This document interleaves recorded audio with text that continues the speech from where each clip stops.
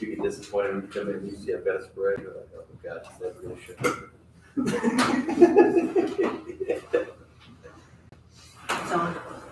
All right.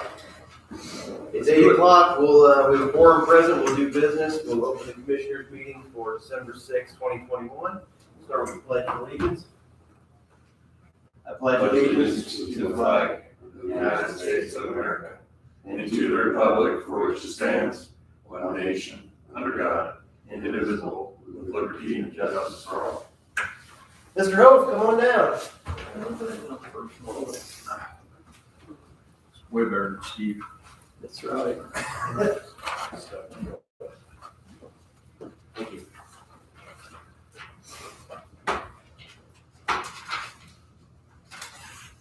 You can have one too.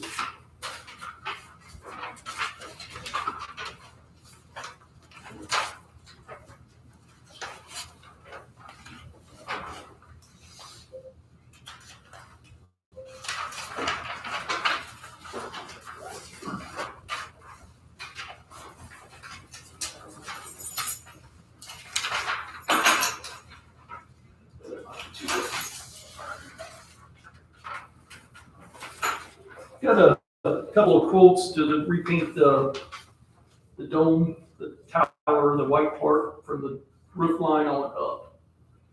Got talked to 3 people. 2 of them gave me a quote back. One was Joel Helming for $28,500, and one was this MMI. They were out of Ohio for $132,000. Big difference there. So I was recommending Joe Helming. They've done some work for us before and done a good job. Just looking it over, is there a big difference in what they will do? Nope. Same thing, put pressure wash it, caulk it, coat of primer, 2 coats of paint. Paint the dome, the gold on top, they're gonna paint that.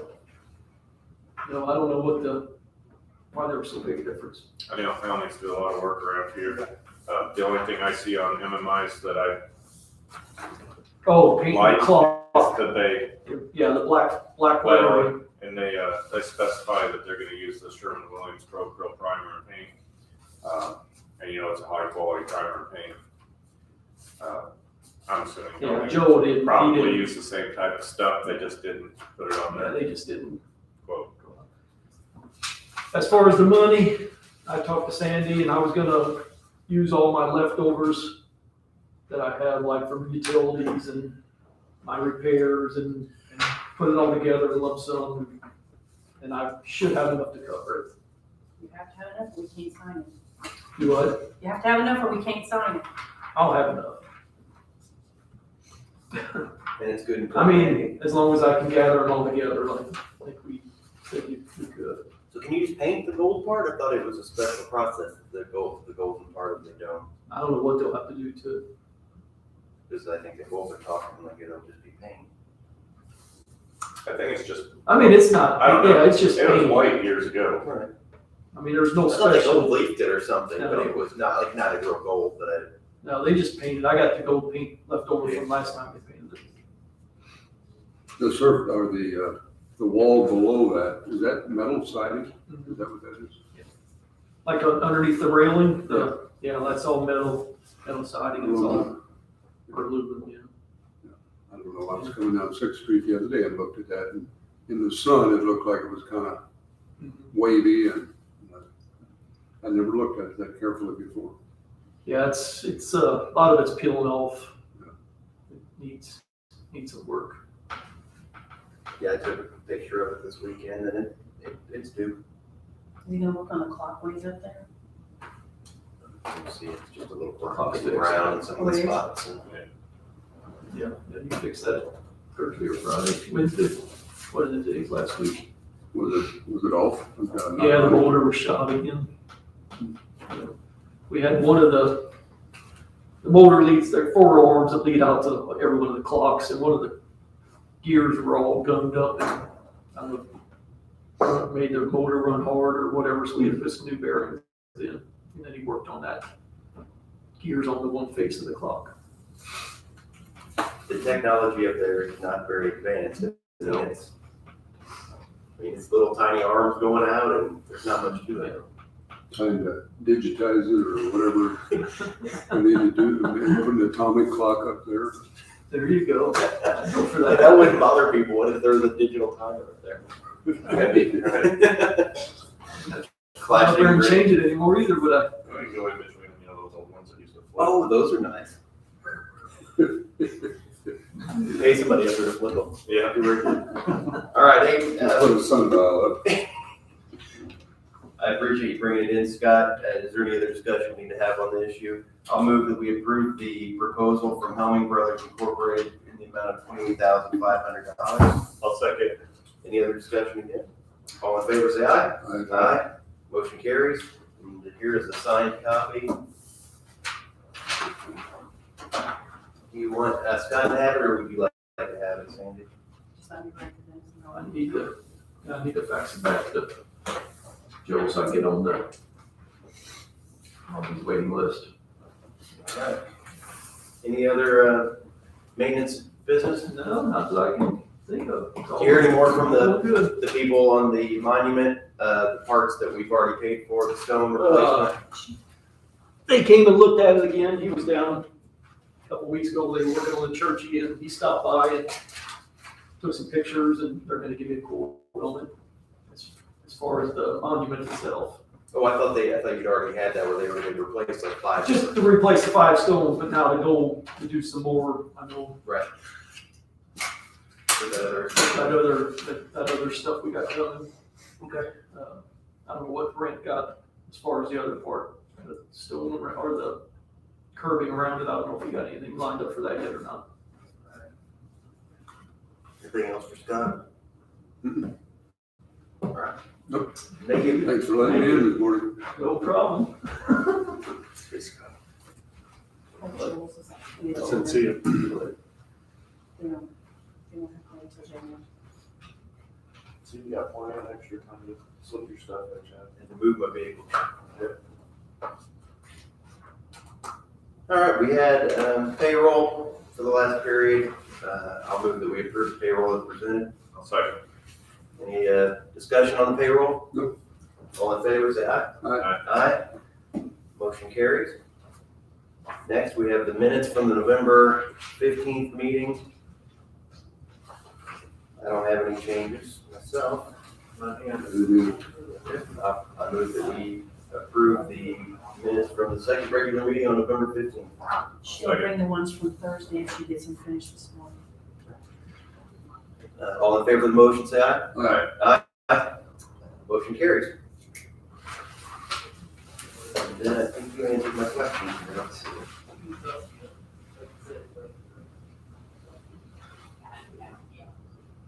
So the first one, the one that was $6,000, where it said the reserve account, I'd never heard of reserve account before. That's the We name of always the send company. our postage to the reserve account, because it's our money until we pull it into the postage machine. So it's just moving money back.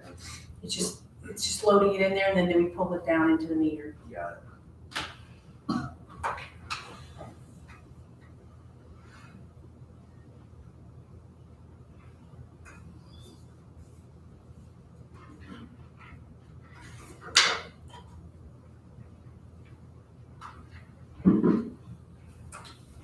You know what that means, inventory? Yeah, that's when that universal appraiser comes and goes around because of all of our inventory. It helps us with our fixed asset list. The living door replace barrel and tube, Lansing wholesale. That's Scott, you have to ask him what that is.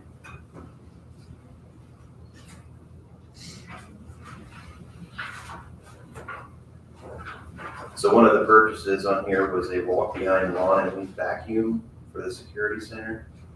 Suppose if they have maintenance money, they can do with it as they wish. I guess they bought a machine. Any issues with that?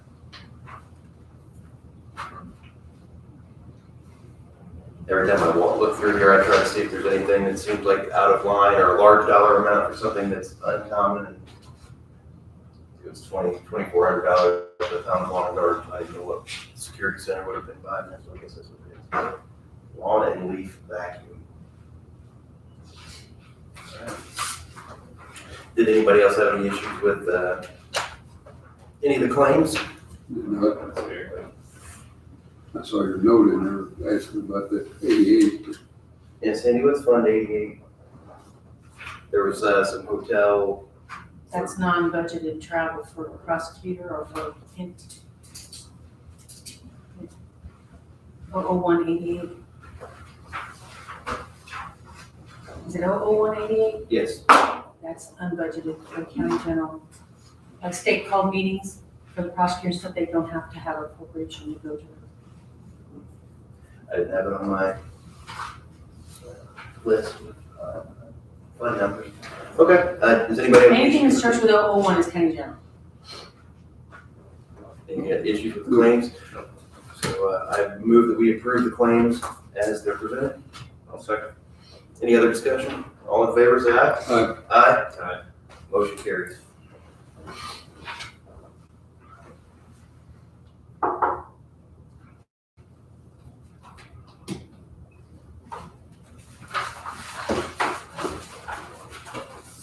I'll go ahead and get one of my miscellaneous out of the way.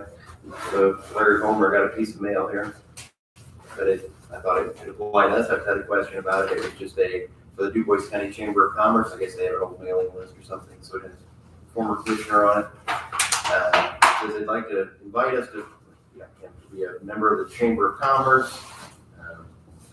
Looks like they're, it's a newer organization. They had 50 new members since February. And I was just curious if, do you guys think that the county should be members of anything like this? Are we a member of the city? That's what I was gonna ask too. I didn't know if we needed to be members of anything like that to support our local businesses in that way, or do we just not? I don't think we need to be members. But participate when we can, I guess. Yeah, I don't know how that works. That's why I asked whether we were members of the city. I've never heard that we are. You mean the Jasper The Chamber? Jasper Chamber. No. I am as a private citizen, and I might sign up and pay to be a private citizen. That just helps, but dang it, I just thought maybe you guys would have an opinion on it. I don't. I mean, we're members of governmental, every office is a member of something, but this is a little different. Okay, so we can get rid of that one. We have something from the Ferdinand Plan Commission. We'll deal with that one later when we do our appointments.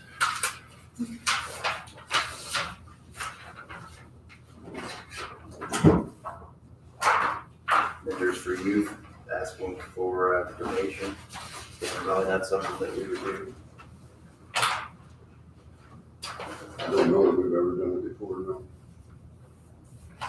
In the last 5 years since I've been here, we haven't added anything. We've given to like RSVP, and we've done to some of those organizations in the museum, but we've not added any new ones, so I'm fine with not adding anything. Okay, let's go ahead and go to the second item on our agenda. It's Gary Love, who's Veteran Service Officer. He has some information for us, and we're gonna have a little conversation. Good morning. Good morning. Chris here.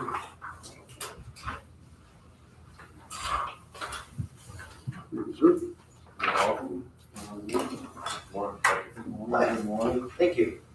So before I jump into that, the original reason for me to be here today was to get approval for to create a VSO Facebook page, Veteran Services Officer Facebook page. Basically, it'd be a venue or an opportunity for me to share information, show YouTube videos. There's a lot of resources out there. So from a YouTube video, there's the VA has a channel called Born to Battle. They put out a lot of information, and it's a quick way to get that information out to the public, out to the veteran service or the other veteran organizations. Right now, I'm posting those things on my personal Facebook page, but from a historical standpoint, let's say we get 2, 3, 4 years down the road, and I hand this position off to someone else. Well, where's that history? It'd be nice if it was, a generic. I would maintain the username, password, but if this position gets handed off to someone else someday, that username and password goes on to them, and they can maintain that history. Announcements, changes, like I said, YouTube videos, but just more or less blasting out information to the veteran community. I brought it up a couple weeks ago or longer, and so that's the first thing on my agenda, was to ask for permission for that. With Facebook pages, we had one as a county for approximately 9 years now, I believe. It's been a while. And we have, the health department has one. I think we've let the prosecutor's office to have one. I don't know if they've ever started, but we've given consent for that. So we have several of them out. The sheriff, EMA, and the general rule that's been, or the process before was, you can have it. It's at the discretion of the commissioners. If we ever want you to take it down, it gets taken down. It's a county asset, and the commissioners usually have the username and password. So you get hit by a bus, somebody has it. Right. If the worst case scenario happens, then the next person will have it, like you mentioned. So I think that's what we've done historically. We don't have to do it here. One comment I have on it: every time we do a separate one, I think it waters it down. It makes our primary page less valuable because the information for county government is spread out over a bunch of things. But on the other hand, the benefit is some people don't care about everything, like a road closing, but they care about veteran services maybe. So I think there's a give and take on it. Part of me says we should have one unified county page and everything gets fed through there so that the county users have one spot to go, but I'm okay either way. Yeah, I'm okay with concerning the Facebook page. And I agree with, if we did it all through one site, one or the other organizations might tend to dominate, not intentionally dominate, but certainly use it more than others. Mm-hmm. And then people would tend to follow it more or follow it less because of that. So this way they can follow the one that they want, that they have an interest in. I'm okay with it. Okay. And Marky, do you think this is something, whenever we get a new username, a new password, do you think that information should be held in your office? Because your position is more permanent than a 4-year term up here, or we could both have it, or I don't know what your thoughts were. Yeah, that's perfect. Okay. And we can just update Held it. somewhere now, I mean, we have, as I we pointed out, we have several of them out there. Are they held in the auditor's office or, no? I have a folder that I think I've never had the passwords. has them in there. Okay. I know that I have the one for the sheriff's department and the county one. I don't know about the other ones. But I have a folder for Facebook stuff, so if we don't have one, maybe we can put that together. I can send some emails out and just make sure that I do that. So, anybody want to make a motion on that? I'll make a motion that we allow veteran service officer to create a Facebook page. I'll second it. Any other discussion? Hearing none. All in favor of the motion, say aye. Aye. Anyone opposed? Motion carries. Gary, is that something you think you plan on getting started right away? Yeah, probably the next couple of weeks for sure. So, Great. Thank you. you're welcome. All right, and yeah, so Sandy and I met with Gary last week, and he was showing us the information that you have in front of you, and I said, okay, probably a good idea. Share with everybody. So basically, what's tracked is usually managed, and so I put this together and I thought maybe it'd be a good way to, put something out monthly or quarterly to you all. And so, first page just kind of tracks my current statistics, number of appointments. As you can see, September, October, November, that gradually goes up. When did you start, Gary? September the 6th, I believe, was my first day, yeah. Okay. And then you can see outreach events. I steadily kind of tapered off there. What I noticed there was I was spending probably too much time doing outreach, and I was getting bogged down and getting behind. So I kind of tapered that off. in November. And by outreach, you mean going out to the various service organizations and Right, introducing yourself and that sort of thing. right. Van, you can see it steadily stayed, 7 to 4 trips per month. I've closed 47 cases. I still have 49 open. There's a plethora of different types of cases, and I'll get to that page. Cases by demographics, you'll see Air Force all the way down to the U.S. Marine Corps. The Army's kind of dominated the number of cases. Army National Guard second, Navy third. And then one that I thought I should track is I grew up in Martin County, so my family still lives there. Started to see a few people from Martin County trickle down. I've got 89 cases from Du Bois County, 3 from Martin, 1 from Orange, 2 from Perry, 1 from Pike. Now, those outside county cases, I believe, are due to the Disabled American Veterans, Chapter 77. They're a multi-county organization. They're headquartered basically here in Jasper. In their messaging, when I was hired, they put out that I was a new VSO. And so I think some familiar faces, especially the 3 from Martin County. I knew all 3 of those families. So I think they just naturally felt comfortable coming to see me. But I want to track that just to make sure I don't get too far off course when it comes to working with the county. Obviously, the county is going to be my priority, but I'm going to turn anyone away. Everyone that touches this county from a border standpoint, I think spends money here. And if I get a case approved, maybe that money would be spent here somewhere, somehow. So that's by demographics, and we've got by era. Obviously, it's kind of interesting to me. The Vietnam veterans are kind of dominating the cases right now. A lot of that, I think, is due to what's called a presumptive condition. There's about 12 to 15 conditions that if you have them and you were served in country, they're automatically attached to your service in Vietnam with Agent Orange. So it's a simple case. You bring in your medical documents, your DD-214, and it goes through the system pretty fast. So some of those presumptive conditions, there's new ones that come up every so often. So I think too, with a period of time, someone not being here, COVID, all those things, I think things were stagnant. So people are kind of flowing in now. We're open for business, and I think we'll see that kind of plateau, maybe the next couple months. So that's by era, and then this is by claim type, I think it's the second to last, maybe, yeah, it's the last page. So, we do get some things that pop in that are not necessarily related to the VA.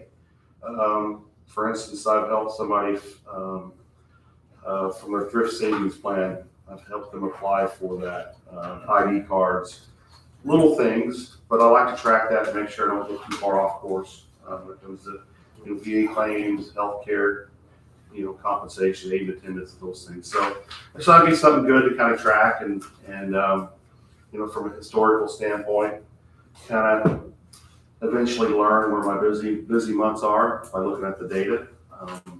So that's really all I have today. Any questions or comments? No, I appreciate this. Good information. Where else does a person get their DD-214? Can they get it online, or do they have to get it through you, or how does that work? Yeah, you can get it online. The Indiana Department of Veteran Affairs have 3 ways to do it. One is you do an SF-180 that goes out to the National Archives. You can get it through the county, or you can get it through, if you get it through me, it basically goes up the chain to either the American Legion's headquarters, VFW's headquarters, or the DAV's headquarters, and then they request it. From a county perspective, that's the quickest way to get it. It's through you? And I get it. I can order right there too through the county. Not everyone back, I think there's less soldiers that have their DD-214s recorded, over the last maybe 10, 20 years. But when I was in boot camp or when I came back from Iraq, they said get those recorded right away. It's the quickest, safest way to, preserve that document if you ever lose it. But I think some of the younger kids don't necessarily do that as like we did, or it wasn't pushed out to them like it was to us, so. Could you explain what a DD? Okay, I'm sorry. Well, DD 214 is basically your discharge record. Sometimes predominantly your DD 214 is used to show, if you were dishonorably honorably discharged, how many years of service. If you're in country, it's got all your medals. Basically your record of service. Okay. So. It's a summary page. Right. Okay. And it's important, sometimes the reason I brought it up was if you get a veteran's VA loan, they'll want a copy of your DD 214 to make, because you have to be honorably discharged, you have to have such a length of service. And I'm sure it's for other benefits as well, that you have to have been in for so long to get it. Yeah. And for the most part, most of your VA benefits, you have to have a general, other than honorable or honorable. You can't have a dishonorable discharge for a lot of the VA benefits. So.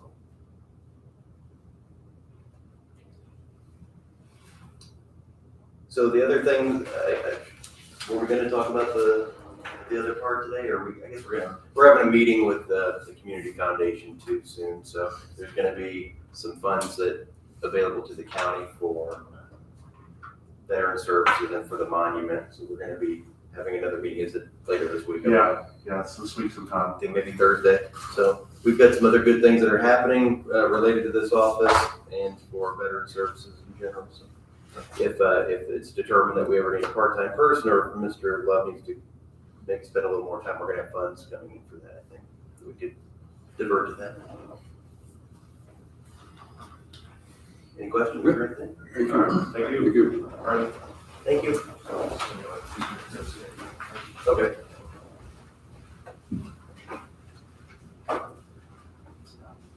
Amy, you need anything today? Or you here to visit? I'll be back. Okay. Good job.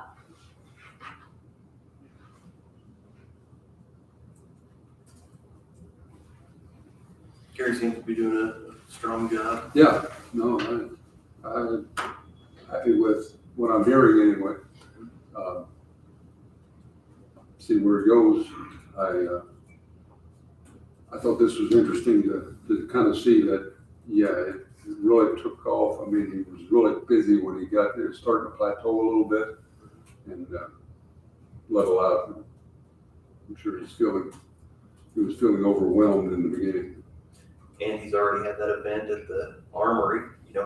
Within 3 months, he was able to coordinate 4 hours of content and providers and people to get together for a veteran service event. So that was impressive as well.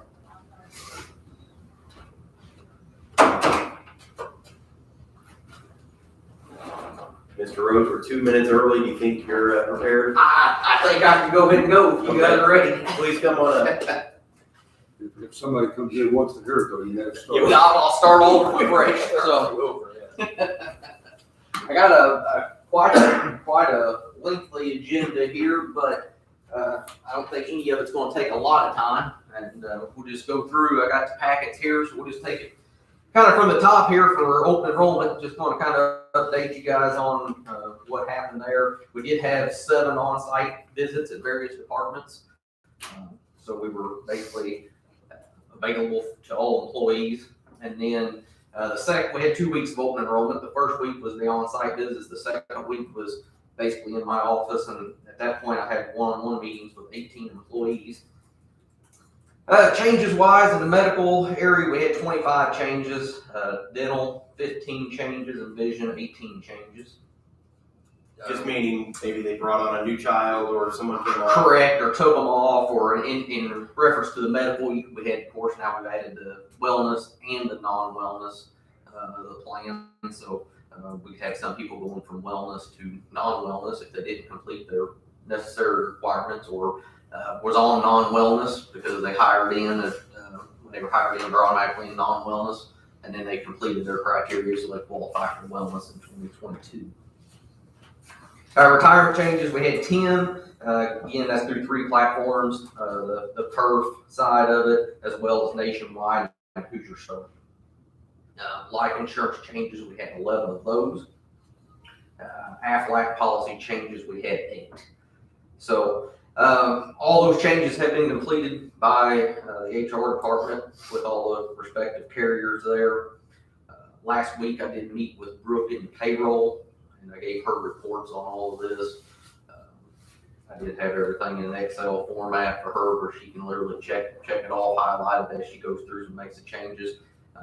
Just on a noting side here, there is going to be a lot of work from the payroll side because we did have across the board increases on dental and vision. So literally, I had 15 changes in dental and 18 changes in vision, but when she goes into payroll, she's going to be changing the whole book of business because she's got to change rates for single employee plus one and family for all employees on those areas. So as well as the non-wellness carriers and medical. So it's going to be a busy aspect over there, but I'm working with her on that, and I volunteered to kind of first payroll of the new year with all these changes take effect. I would have a cross-reference over there with her as well.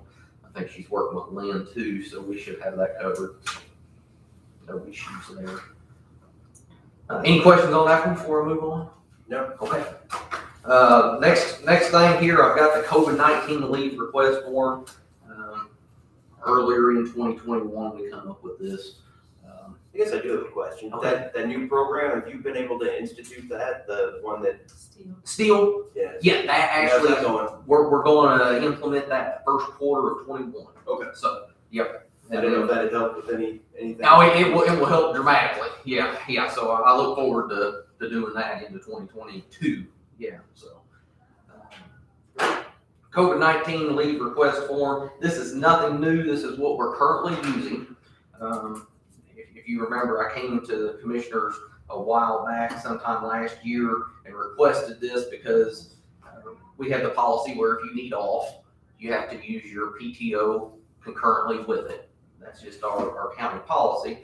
But it was recognized with COVID, with the quarantines and the positives. I mean, you could bust through your PTO relatively quickly. So what we added to these areas was the option for unpaid time. This policy in this form was a kind of approved for 2021. So I'm basically just asking, COVID's not going away. Unfortunately, it's ramping up a little bit. If we can basically take what we've done in 2021, go ahead and continue it into 2022. Basically what I'm asking for here.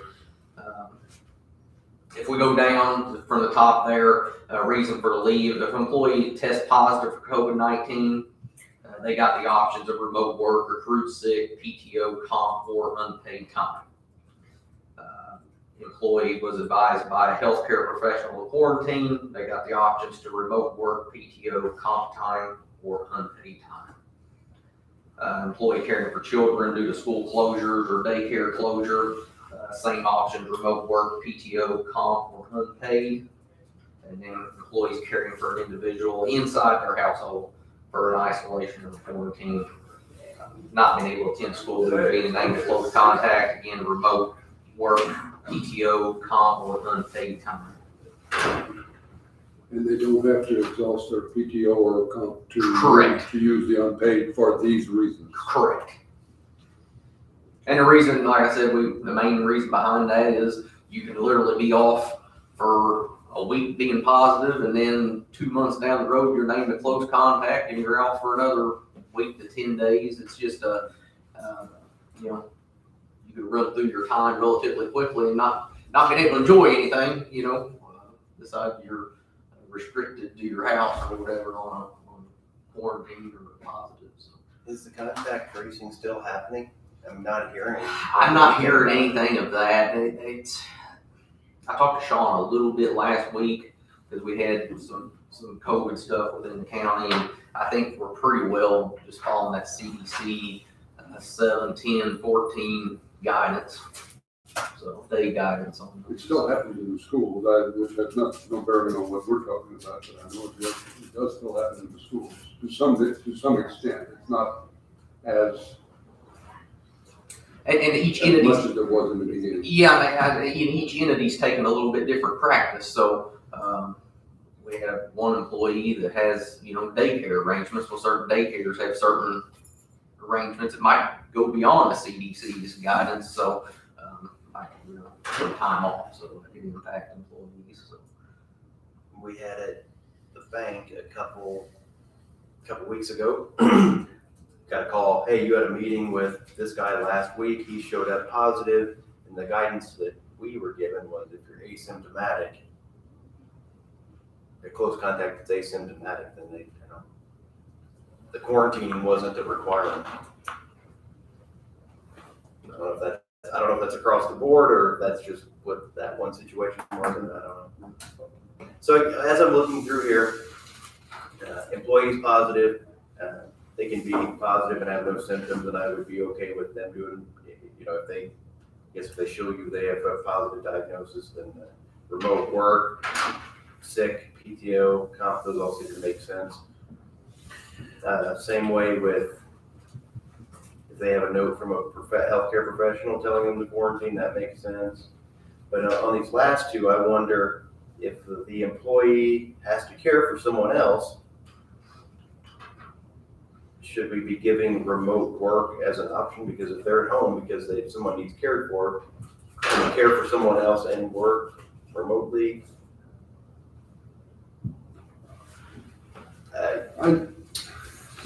The short answer is yes or no.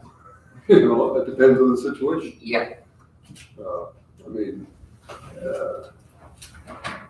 It may be simply a fact that somebody needs to be there in case. Maybe it's an elderly person or something like that, or even a younger child. You wouldn't leave an 8-year-old, for example, home all day by themselves, but they don't need your attention necessarily.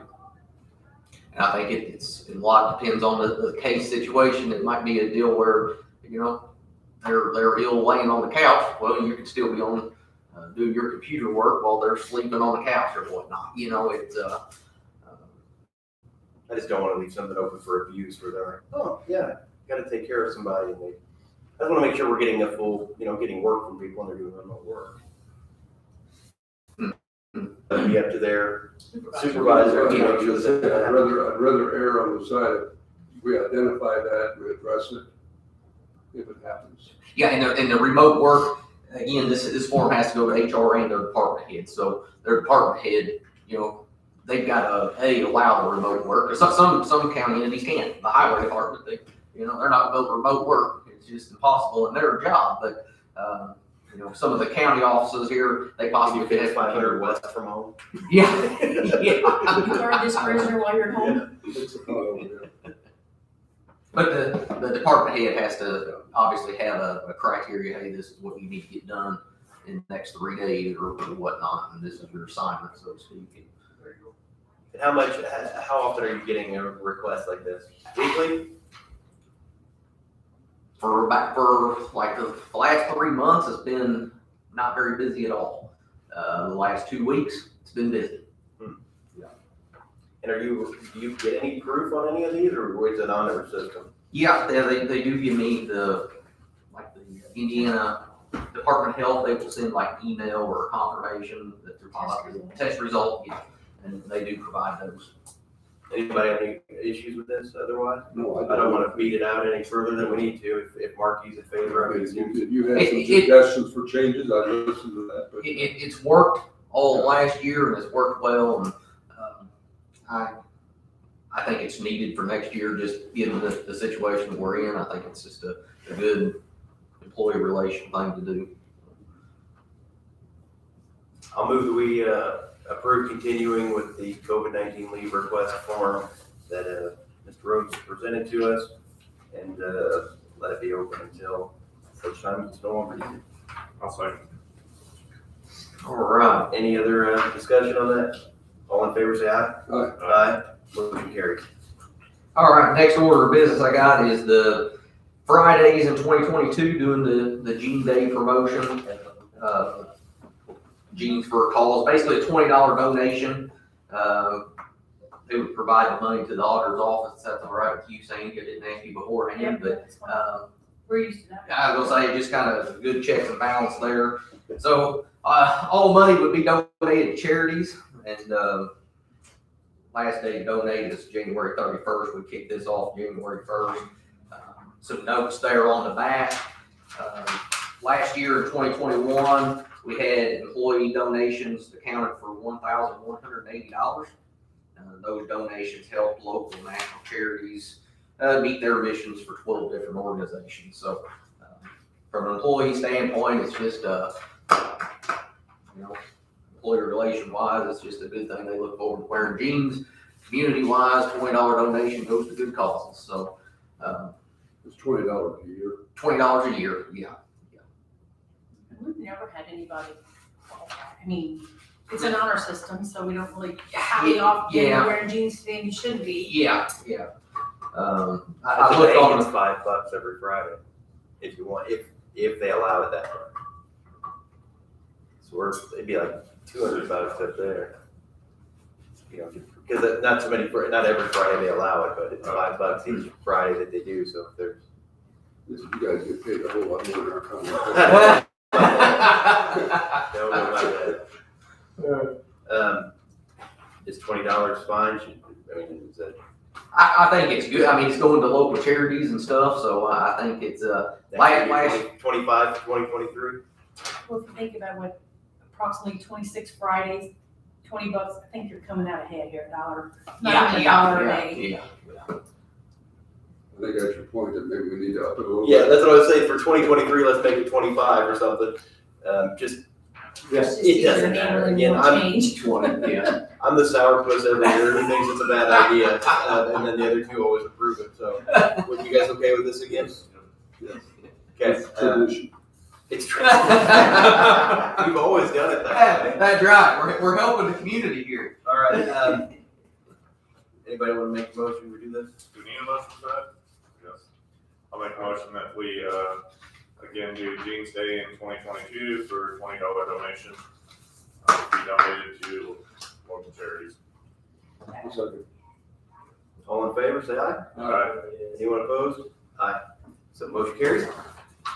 So did you go for it or against it? Against it. I figured that. See, not sure. Tradition. It's Tradition. I vote against the holidays every year, and I vote against it. That doesn't mean you can't change. My last thing I've got here is Teledoc. So I was informed last week by Gallagher that the Teledoc contract ends in February 2022 under the Cairnstone entity. I'm a little bit disappointed that we didn't cover that earlier when we talked about stop loss renewal and that, but unfortunately we didn't. And unlike Cairnstone, Gallagher does not offer Teledoc. They defer to the TPA, which ours being Unified Group. Currently, we're paying $2.25 per employee per month. With an average employee count, we would expect to pay $5,940 annually. Unified Group Services, they offer two options for Teledoc.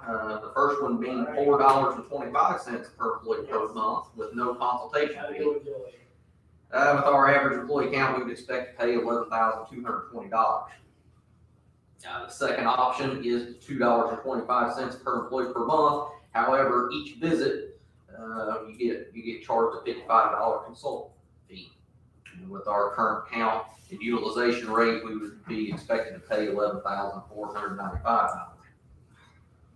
So I think especially with COVID and a lot of this virtual physicians appointments, they're becoming a lot more popular. So I think it is something that I believe we need to continue. I'm not looking for a vote today, more or less just giving out information. But if I had to make a recommendation, it would be option number one. Even though it is a $2 increase per employee per month, if we had the same utilization, it would be a savings compared to option number two. And then if we had an increase in usage, obviously that $55 per consult fee, that would be quite a financial impact on the medical claims. So I'm also in contact with the different alternatives, comparing pricing, quality of care, and availability. So once I get some more information there, I'll come back to the commissioners and we can ultimately make a decision. So,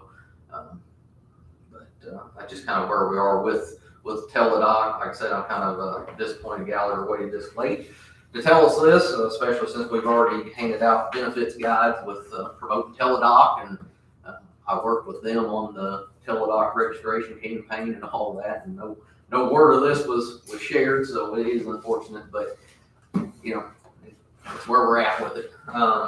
The stapled sheet here, I do want to go over this. It's just a census of what's happened with Teladoc, November 2020 through October 2021. So basically a year snapshot of it.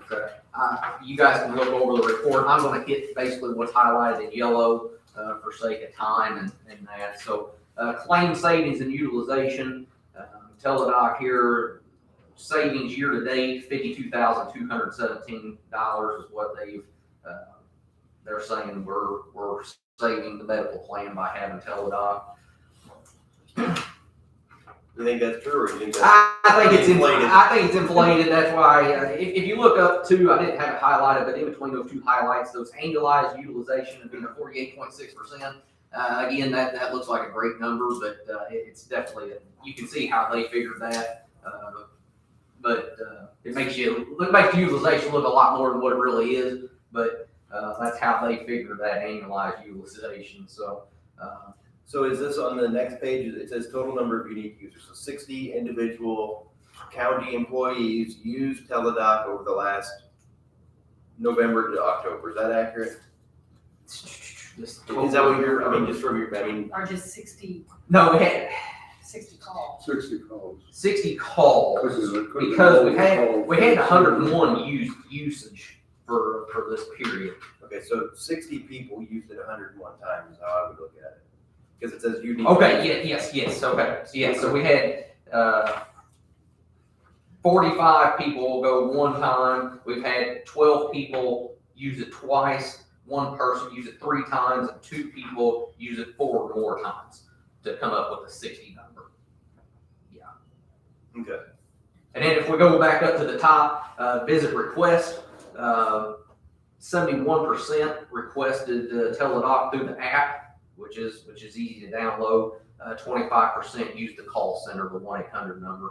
And the visit method, I thought that was really unique because you said 71% of users use the app to make the visit or to request the visit, but during the consultation, 77% of people use the telephone to do that with. So rather than like the app where you can visualize yourself, put on kind of screen time or whatnot. So down there at the bottom right hand corner, where members would have gone if Teladoc was not available, and no big surprises there. Primary care 42%, and looks like 38% being urgent care. So again, if you go to the ER or something like that, obviously it's a big impact on the medical plan. But I suppose I look at it initially here with 101 calls. If they cost $100 a piece, that gets us to the $10,000 range. And if we had 101 calls to their primary physician and they went half of those times. Yeah. Or they get charged for a call. I guess you charge for a call even, right? Correct. So yeah, we're probably even or better by not getting the consultation fee. By not having to go. Yeah. So and the other thing is you can save time too. If you got like some sinus infection or something like that going on, you can use that on your break or on your lunch while you're at work and get it taken care of. Your productivity is still in the workplace. You're not dealing with absenteeism, and you're still getting meds will be called into your pharmacy when you leave work. So there is some convenience and some to it. If you turn the page here, visits this period, we had 101. 49 of those being employee and 52 of those being dependents, being a spouse or children. Turn the page again, who received care, 74% being female, 26% being male.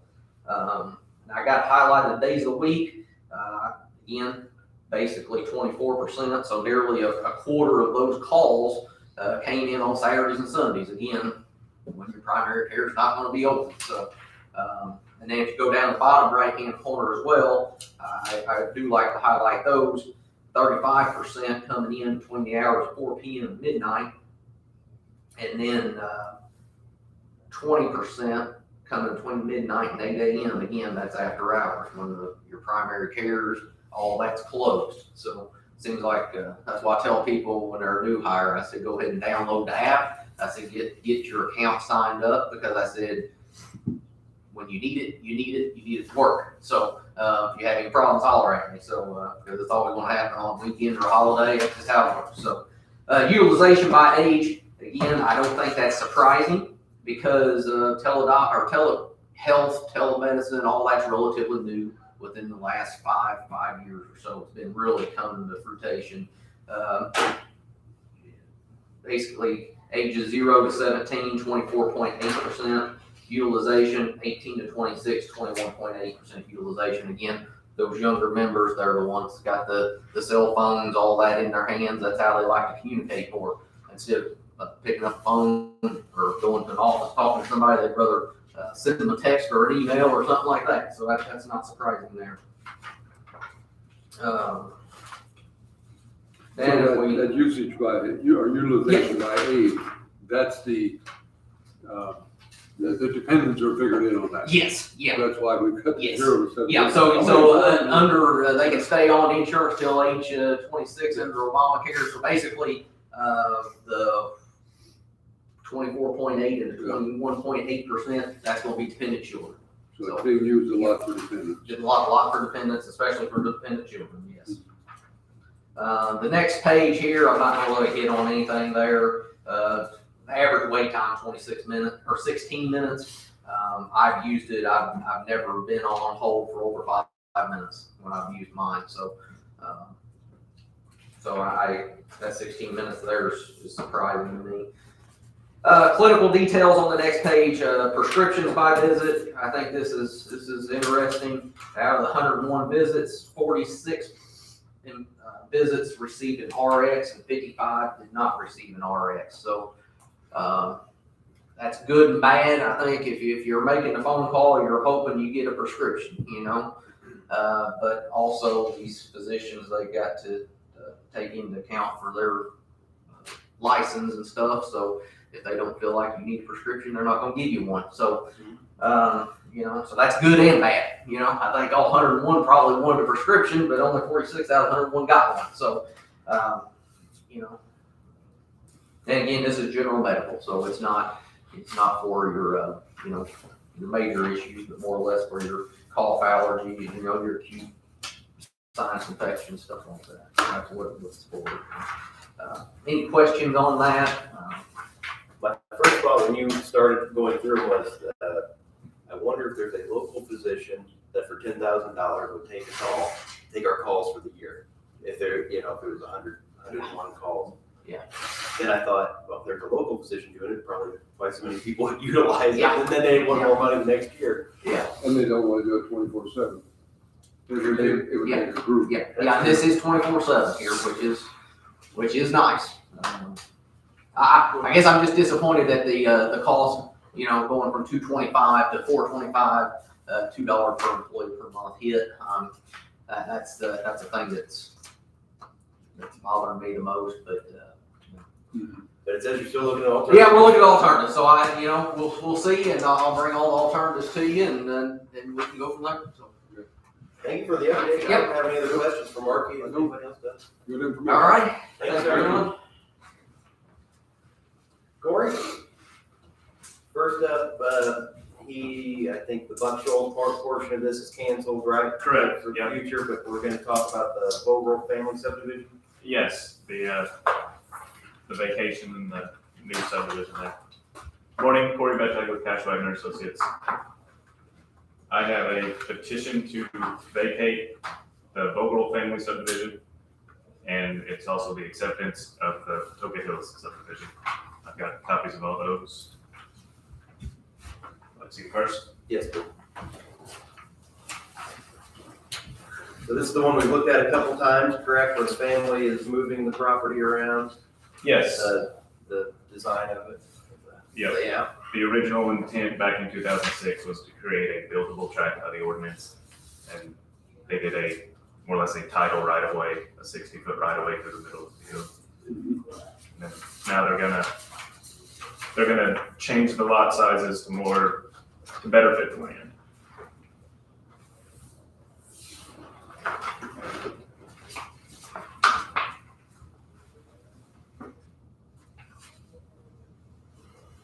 say we initially had a partial replat. I think Mr. Schneier and Mr. Winholt thought it would be better to completely vacate the original subdivision.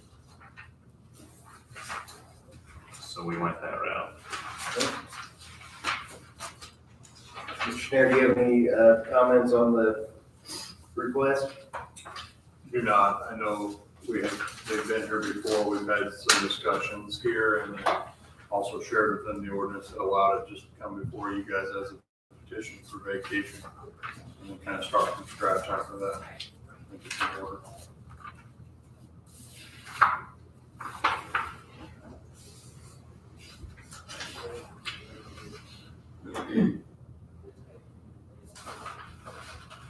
I also have large copies of the plats if you'd like to see those.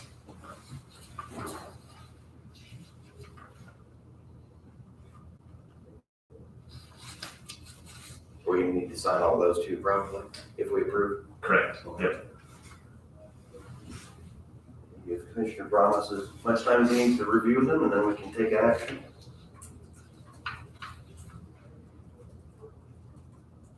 It's more refreshing my memory on what we discussed before, but yeah,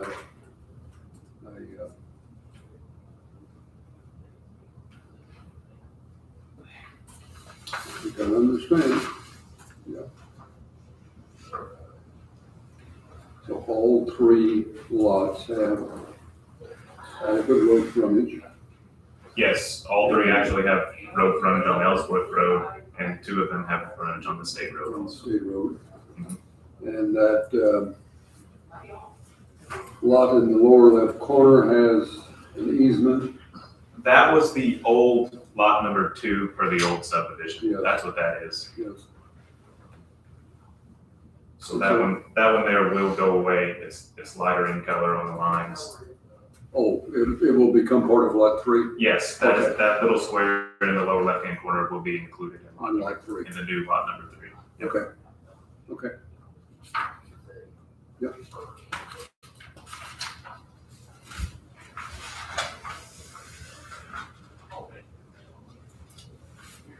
You said Brent has seen the final version that you have here?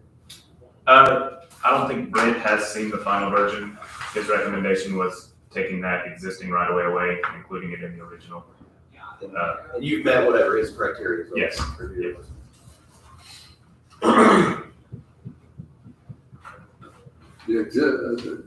Repeat that. Take the existing right of way, So, the one that flowed, the one that ran north and south.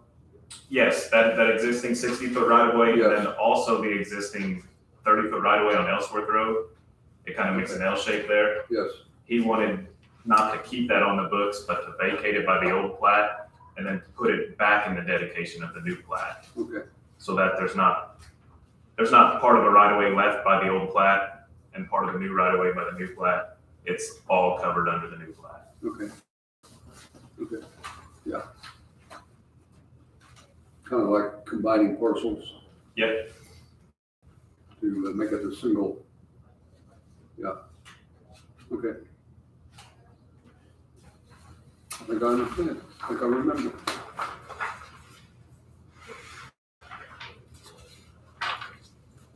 Any issues with approving the request? I don't think so. Commissioner Hostetter? I don't know. It's just You want to make the motion? You've got the paperwork there, so you can.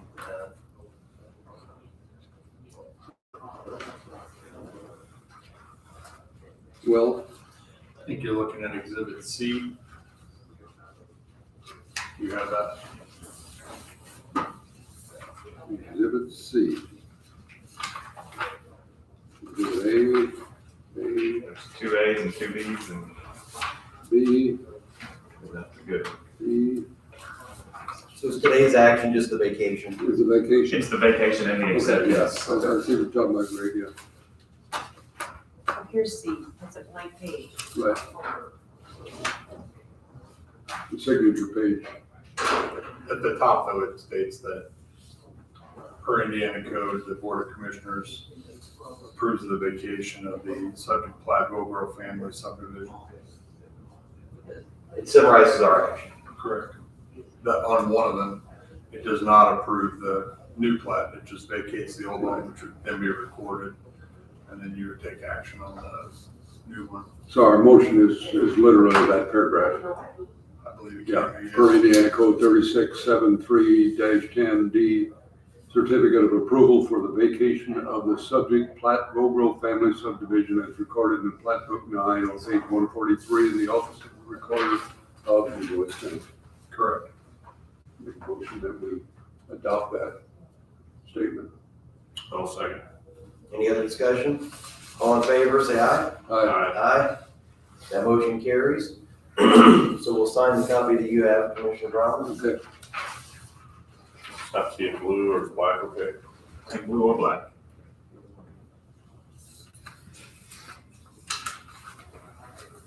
And then do we need to accept the, Then I would do a separate motion accepting the, Toka Hills, I believe it is, correct?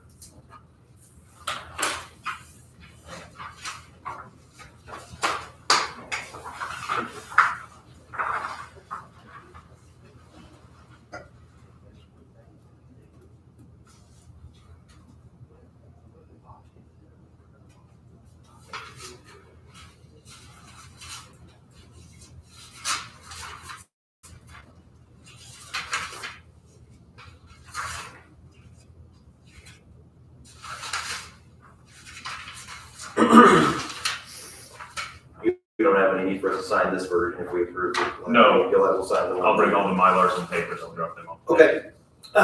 We have, the second request is to accept the Toka Hill subdivision. I'll move that we do so. I'll second. Any other discussion? All in favor, say aye. Aye. Anyone opposed? Motion carries. So, one of these. You said you have those there? No, I don't have the Mylar and paper ones. Okay, you bring them back. I'll deliver those, yep. Okay, thank you. Thank you. Anything else for Corey? Should be Thanks, all sir. this week, thank you. Guess I didn't want to print them in case we said no or had more questions, which makes sense. All right, so we still have, we have about 15 minutes until the next item. I'm gonna take a break. Morning, Becky. Morning. Councilwoman. Must have been busy. I didn't see you walk in. I try to stay under the radar. Okay.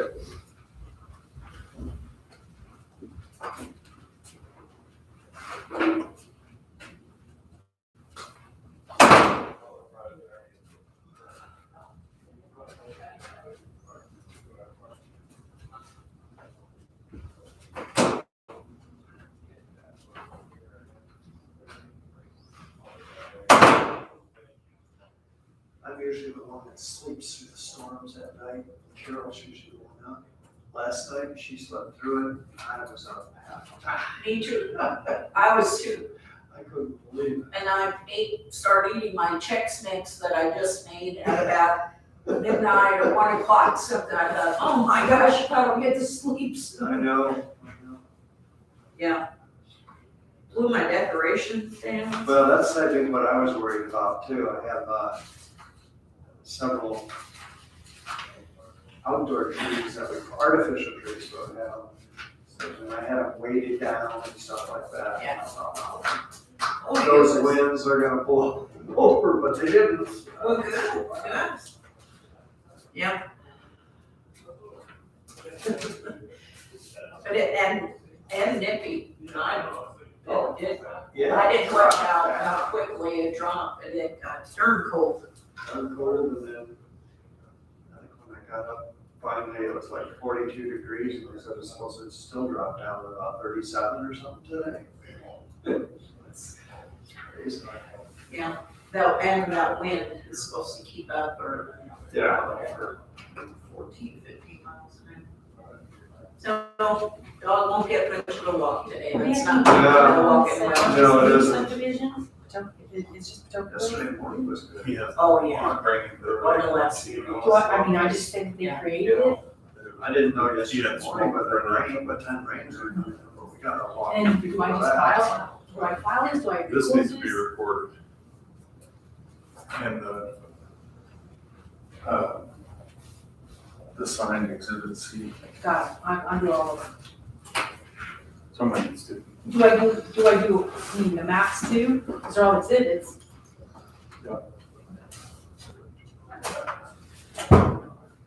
And just say they approved Tocino subdivision? I don't have anything else.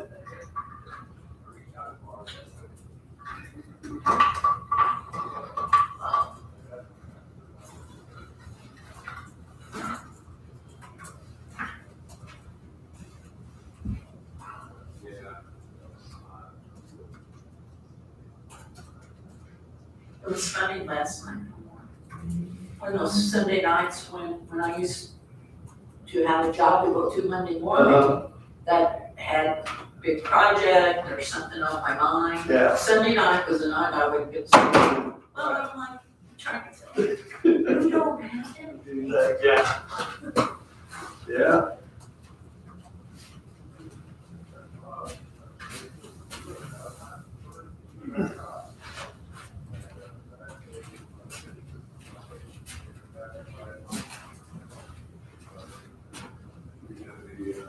Sticker on the floor over there. Oh, They're okay. reusable, or whether, Well, we tried, they kind of lose their punch after a while.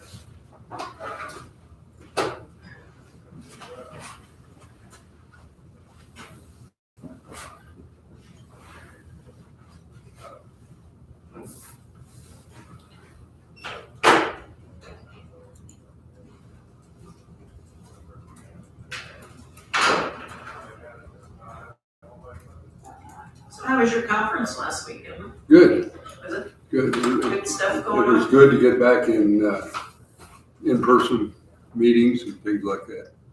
Yeah. I'm sorry, the second, Good stuff going on? yeah, I mean, with all the, I haven't seen Mary here. with all the ARPA funding and those types of things and mental health and so forth, there was several good. And then just meeting with other commissioners, other county people from across the state.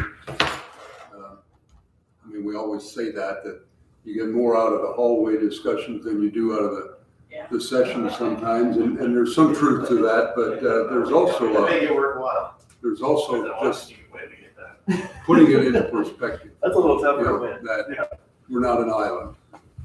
And we're one county out of the 92 in the state of Indiana, and Indiana's one state in the union and so forth. So there's kind of a perspective that goes around it.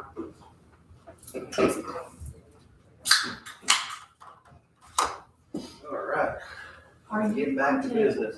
need me to put it on the laptop, or are you gonna have something, or? Tomorrow, I'll have. Oh, you didn't need this today? So No. Ann's doing the. That was my misunderstanding. I'm sorry. I was ready to set you up here. Oh, gosh, no, I'll look at it.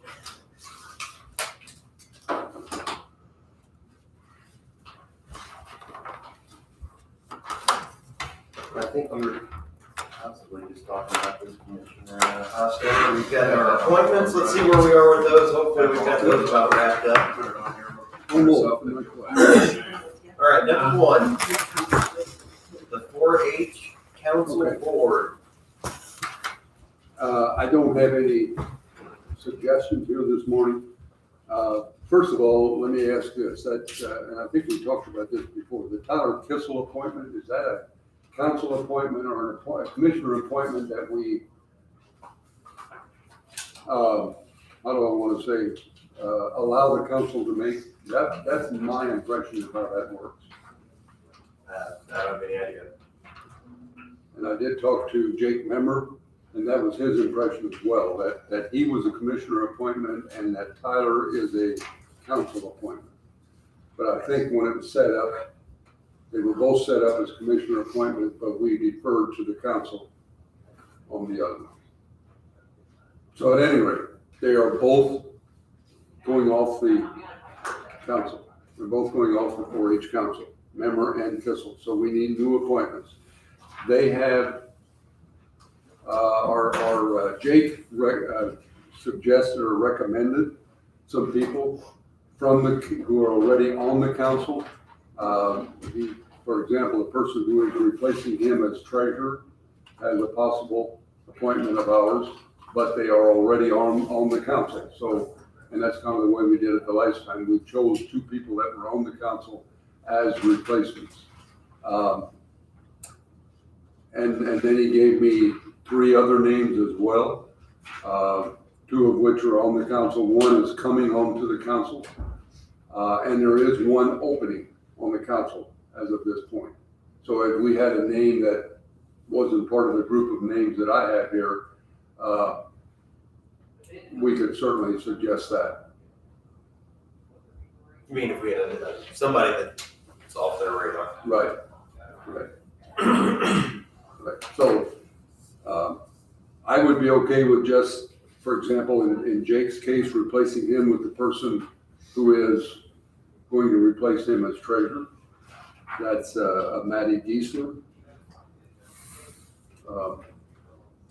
And have you talked to I have Maddie? not talked to her about it. Jake was going to talk to her about it, but I fully expect that would be a go if we go that route.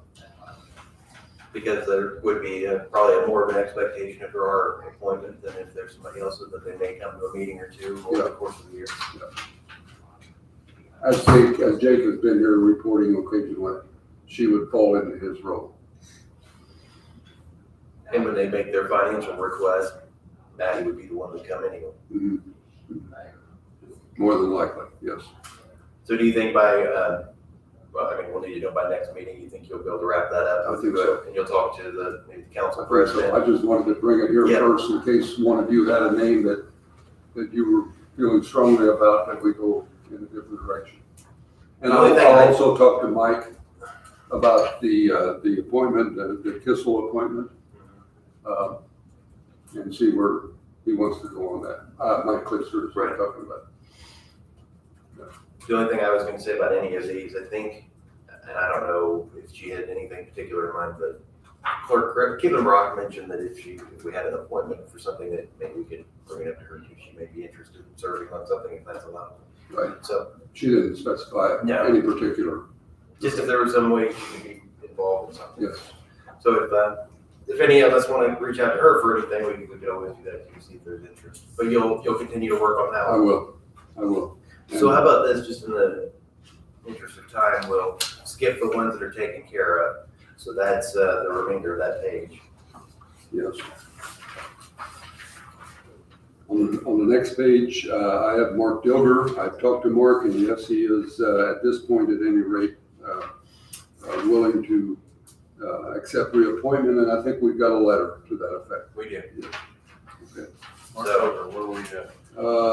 For the Plan Commission. okay, got it. So the letter is from Attorney Bonakemper, and they want to bring to attention that he's interested in serving another term. So we should be good there. Was that your impression? Yes, Spoke with, yes. so. And on the next page, the Northeast DuBois Fire Protection, don't we have a communication from them? Did we not discuss that at the last meeting? Because I had not reached out I there. have a note that says Michelle Cave on it. That is all I have written down. I was That thinking that, Larry G. Hall retired, Michelle Cave, is the note I have. okay. So I don't, As well. So Steve, I'm not sure if I wrote that note because she was interested or if they, I'm the same as you, I have her name written down, but I don't know why. so here's what happened there. I know Michelle, I talked to her, I wanted to make sure it was the same one, and it was her. So I believe I'm satisfied with appointing her to replace Larry G. Hall, and the board did recommend doing Steve Dottie. So that's So that one's finished. finished. Okay, good. I So back thought we had talked about that. Yeah, so back on the next page, or the previous page, Health Board. Nick, where are you at on Dave I Fisher? reached out, Dave Fisher does not want to Right. be reappointed. I did reach out to a gentleman who I did not get a return phone call from yet. I also spoke with Sean Warner to see if he had any recommendations so far. I just have the one name I reached out to. Sean doesn't have any names yet, so that one's still open. What about Ryan Flanagan? I have him checked off. Yeah, I didn't have him on my list. But, On my list, I've got you were checking with Ryan and Dave Fisher. okay, I can try to reach out to Ryan. I did not note that though. What do you have, Commissioner? Do you have anything written down for that? I don't have anything written down for it. Okay, so, I mean, I certainly see where, his term is up. so Mr. Costello, you'll have that next time, somebody for those, Yes, Lord willing, right? let's hope, Dr. Flanagan wants to return, because if I have you on there, it's gonna be real fun. And the health officer, I did look at that again. I know that that's the health board's appointment, not ours, but I did check in with Dr. Richardson and with Sean, and the information given to me is that Dr. Waffler is going to serve another term. Okay, Huntingburg Public Library, Lauren Tanner. She wishes to be reappointed. Okay, so that one we'll call good. Indiana Region 15, I think you're doing that again? Yes. Okay. Then we just talked about Northeast, so that's good. Park and Rec Board, Tony Housenauer. I reached out to him, did not get a return phone call. I was gonna try again today if we get a break. I'll call him again, hopefully hear back today yet. My assumption is he'll get a positive result, because if he's like most people, when they have a big project going, you want to see it through. So hopefully he'll just give you a quick yes. We have solid waste, Ken Seacard, did he give you a permit? Yes. I did talk to Ken, and that was an affirmative. And that's the end of our list. Property Tax Board of Appeals on the back, Peter Boa. Dwayne is interested in continuing, and AG was agreed with that. Okay, I'm sorry, I missed that one, but yes. I talked to both of them. And then Smith is good to run again, or do it again as well, so. He's the one under Mr. Pearson. I didn't ask her about that. I missed that. Well, I talked to Brian, he's good. Okay. So. Okay. All right, so I think we're pretty good shape there. We've just got a couple of them for next time. Tourism is good then? Is for Treader. Trevor and McFall. So for tourism, on 11/13, Jim McFall agreed, and Treader was just on, so I'm not, I wasn't gonna give him the option of getting off just yet. So we're gonna reappoint Mr. Treader. Just so we can start making forms. Uh-huh.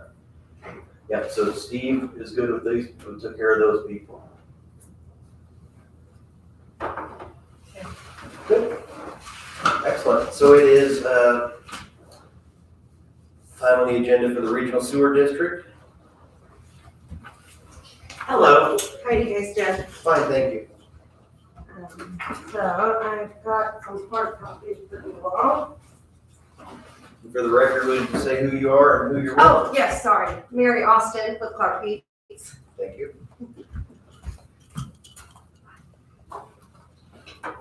Thank you. I guess you need that official for the record, huh? That's right. Well, there might be somebody watching. So. Absolutely. This is digital. If anybody would like a copy, the stakeholders would like a copy, Okay, they're welcome to copy that one or whatever. Okay. It's too large of a file to email. gotcha, So gotcha. we have a digital copy here. That If they works. wanted to access it. Okay,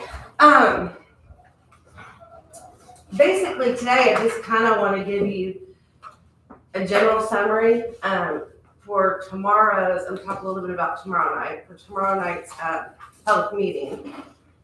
Chris, who actually wrote the text of the report, will be here and he'll do a PowerPoint presentation. So I was gonna just kind of skim through what we'll do on the PowerPoint presentation with you all and see if you have any questions and kind of talk about next steps.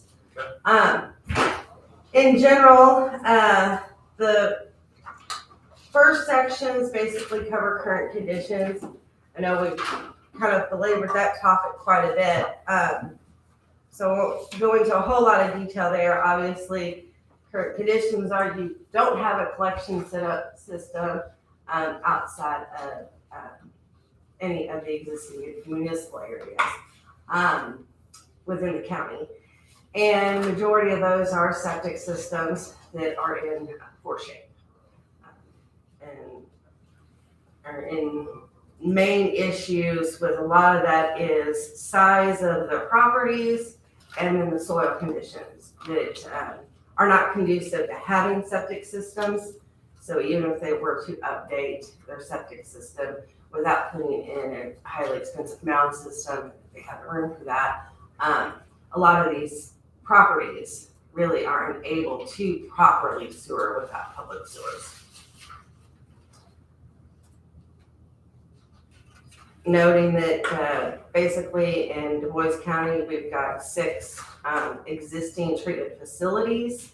4 of those 6 are what we consider traditional treatment plants, and 2 of them being lagoons. Birdseye and Holland being the lagoon systems. We definitely wouldn't recommend long-term, or wouldn't recommend adding any more in the immediate or long-term to those lagoon systems, simply because expanding a lagoon system and keeping the chemicals and meeting your discharge levels tends to be pretty difficult. So the only areas, treatment options we would even consider in this report are the traditional treatment plants. With that being said, Ferdinand was not considered one of our treatment areas because of the size of their existing plant. So it's not to say that they're not an option to use or to take some of what the county would build out in collection to Ferdinand. But it wouldn't be considered, it would be part still of the Huntingburg area. So we took your all's existing county and broke it up into basically 3 treatment areas based on the plant that would most likely treat the communities surrounding that. So in Huntingburg, Patoka, and Jasper. Noting that your population has been growing, you've got less than 50% of the existing treatment facilities are less than 50% of their capacity. So currently, there's quite a bit of room for them to take additional flow without a major upgrade as a whole. But those upgrades for each one would be evaluated in more detail as we do each area. And if an upgrade were needed to be part of the treatment plant, we would package all that funding in together so that those existing systems would not hold the burden of preparing for the capacity for the additional sewer service.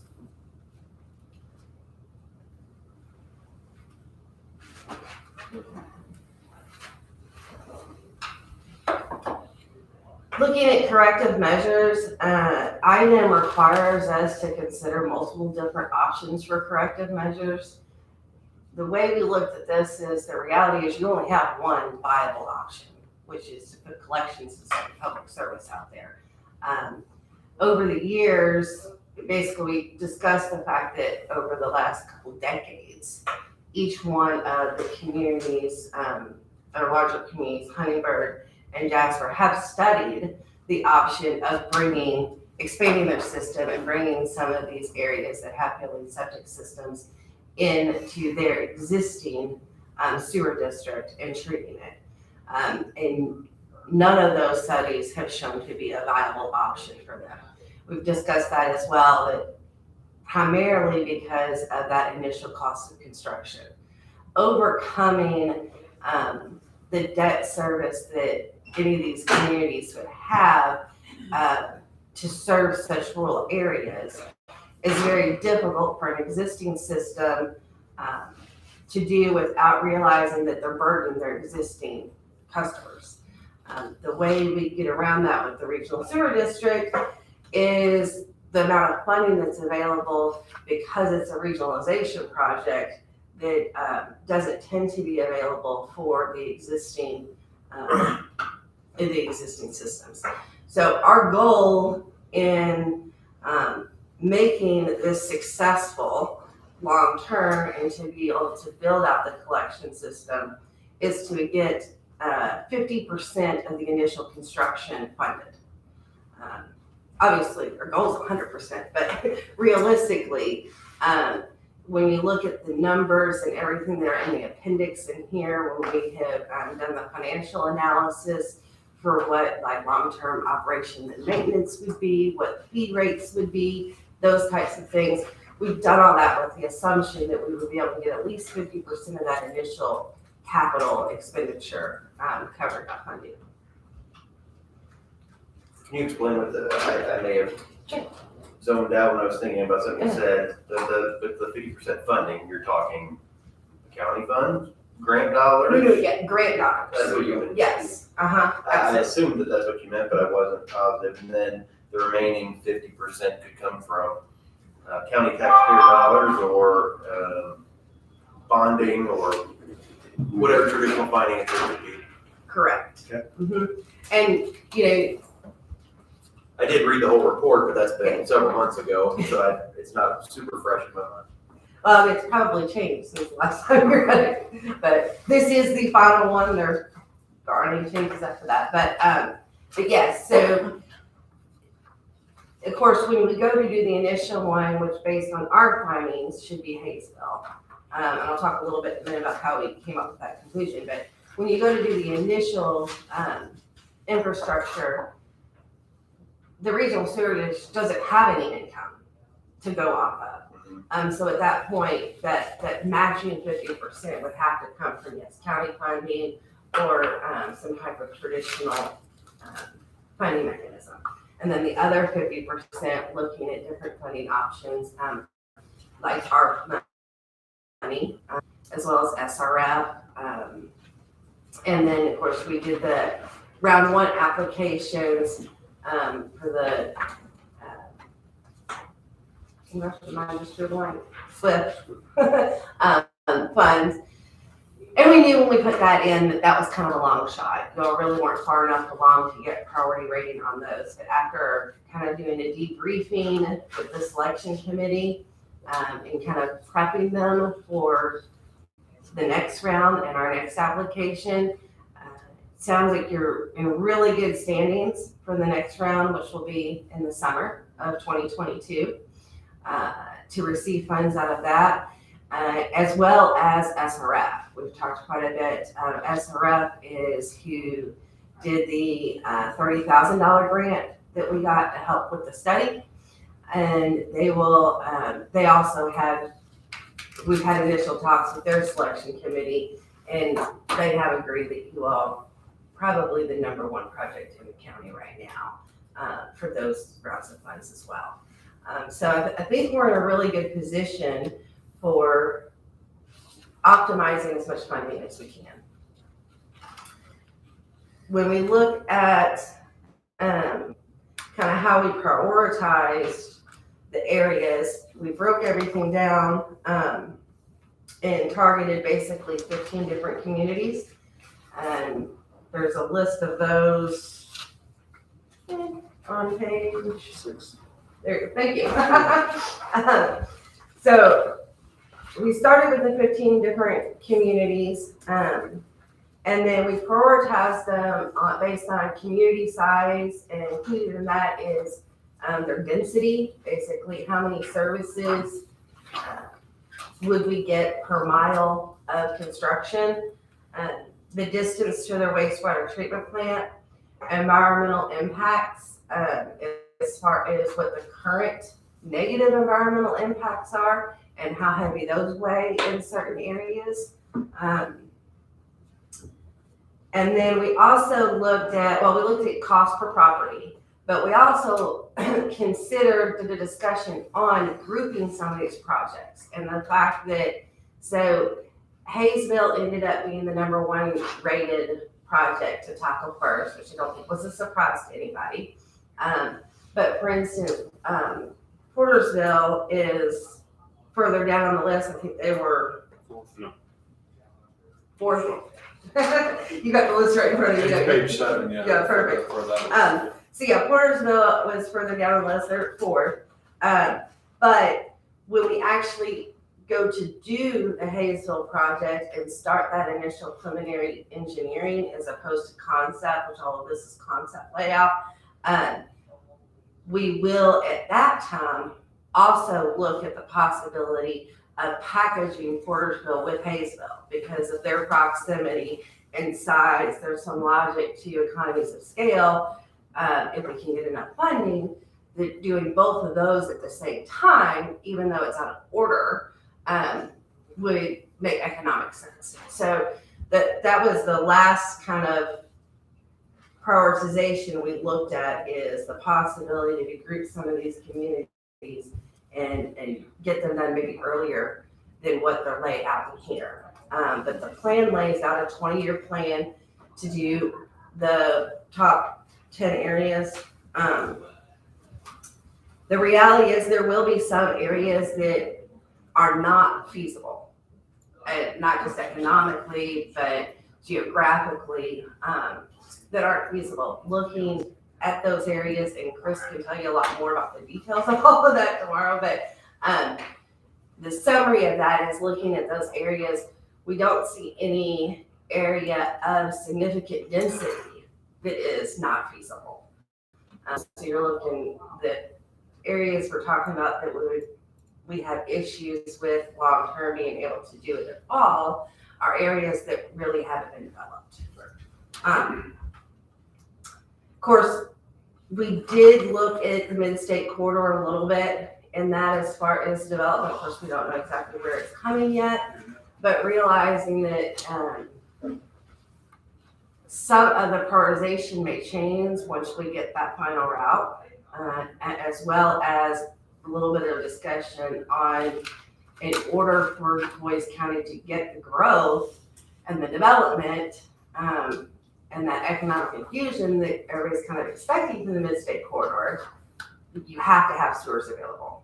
You know, the development's not going to come if they don't have utilities. So, you know, kind of getting a head start on looking at that and making sure you guys are ready for when that comes along. Lastly, we discussed actually forming the legal entity. That's kind of the stage where we are right now. We've discussed the formation of the board. The report kind of goes into a little more detail of all the different options you have. But after discussions with the committee, we discussed that what we see as your all's best option for your board would be 7 voting members. One that's a commissioner, that's appointed by the commissioners and is a commissioner. One that is a councilman, and that's appointed by the councilman.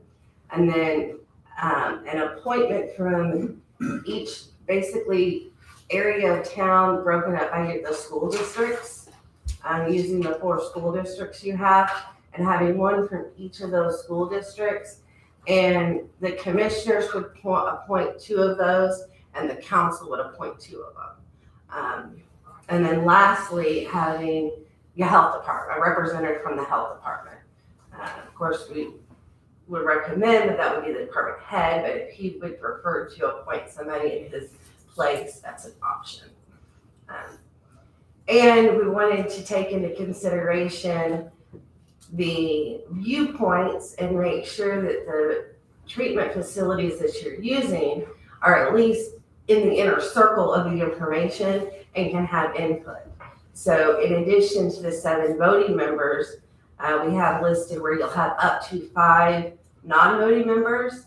One of those being your county engineer, and making sure his input's in there.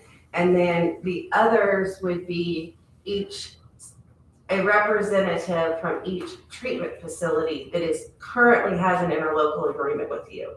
So if you haven't built out yet and there isn't anything going to Huntingburg, then Huntingburg wouldn't have a representative on the board necessarily. Same thing with Ferdinand, Jasper, whatever. As you go into each of those interlocal agreements, that's when they would have that advisory position or input position on the board, but not a voting position. Main reason for that is, again, like I said, they definitely have value to having them as part of the discussion, but considering that none of their users are affected by the decisions the board makes, you wouldn't want, and not that they would, but you wouldn't want the 4 treatment facilities to get together and vote against the best interest of the county users that are actually using that. With that being said, the representatives from each of the school districts, we did stipulate that they would have to be potential users. So they couldn't be within the limits of Jasper sewer system.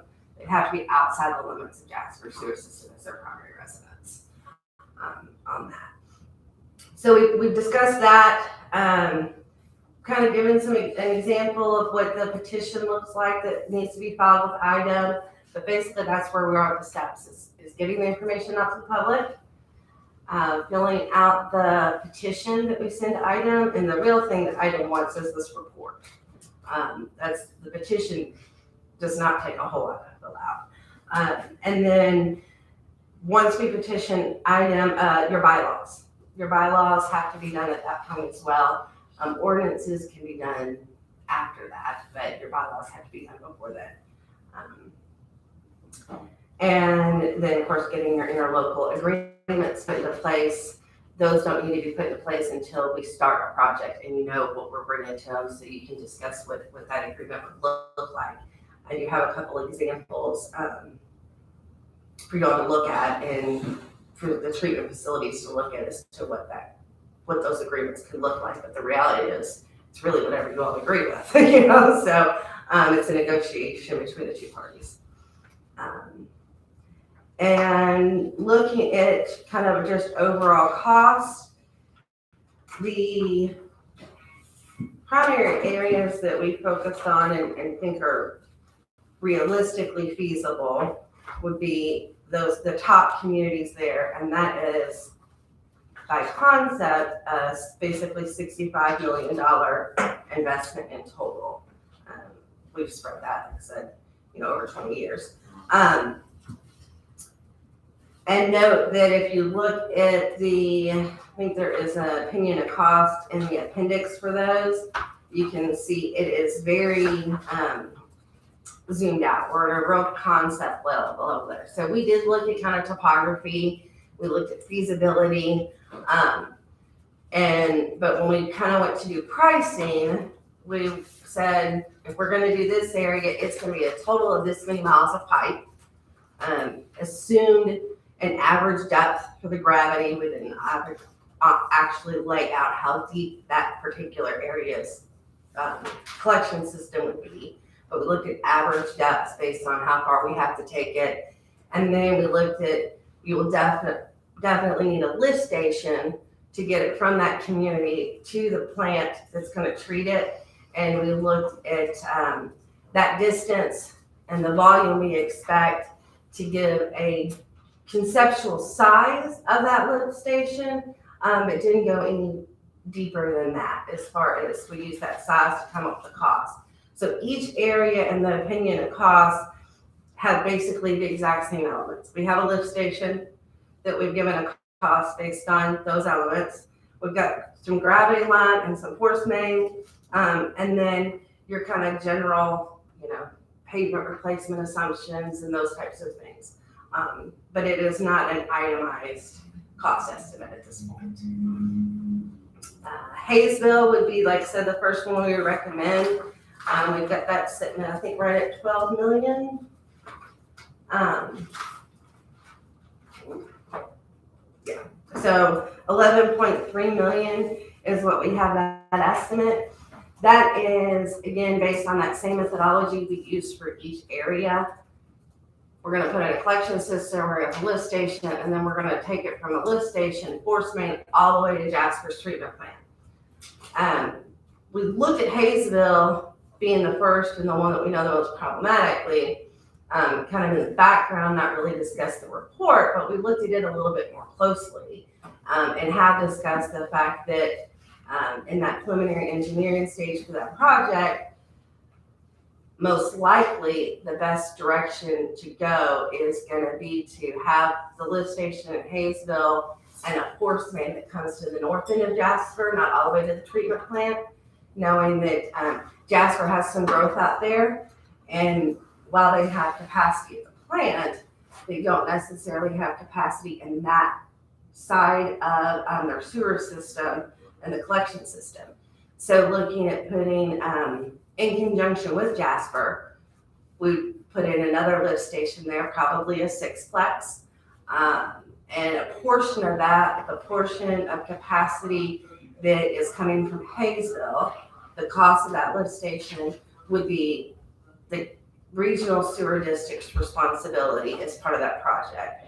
And then there'll be a portion of capacity of that sixplex lift station that is due to the growth that Jasper already has. And so that portion would be Jasper's responsibility. With that being said, we have put in a joint application for that project as a whole, for some funding.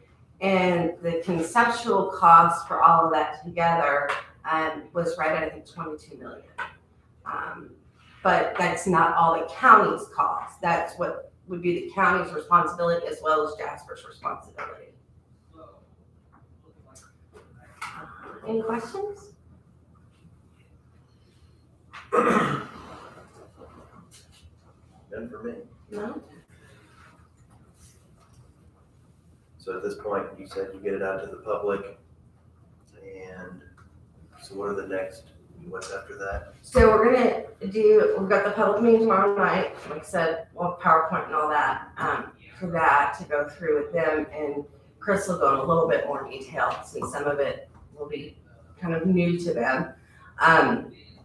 And we are working on getting one set up in January that would be more in the Hayesville area. We're looking at the Lutheran Church, hopefully, as a place to have it. That would just be kind of a more informal question and answer period. Knowing that it would be open to the whole county for question and answers, but knowing that Hayesville would be the first project, we want to have something in their specific area to hopefully get more of the residents there involved in the process. So those are the two next, I guess, big steps as far as the public is concerned. On the back end, it is the petition and the bylaws and the ordinances. And those are things that we absolutely are happy to help you all with. We can do that under our own call. If we want to discuss what that would be as far as expanding that on call to assist with those. Like I said, I've provided examples, but to kind of go through and actually get that into documentation, we can do that as well. Those are the next steps. So under your current agreement with the county, the Hayesville question and answer would be the end of the relationship without further contractual negotiations, is that right? Correct. Just back to the funding overall concept, you mentioned the 50% grant and funding that we would get that way, and the other 50% being local. What part do user fees play in capital expenditures? Is that something, in other words, is that as far as the local 50%, we bond and then user fees be utilized to pay for those bonds, finance those bonds, or is it going to have to be some other funding?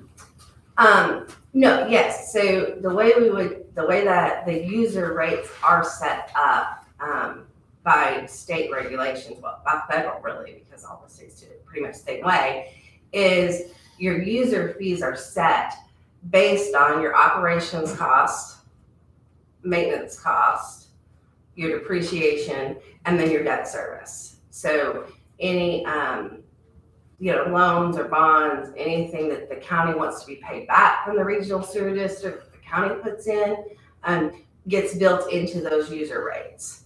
And you're paying back that debt service with those user rates over whatever that loan period is. And as I said, so the very last section, Appendix D, page 63. You have an example of what kind of goes into those user rates, and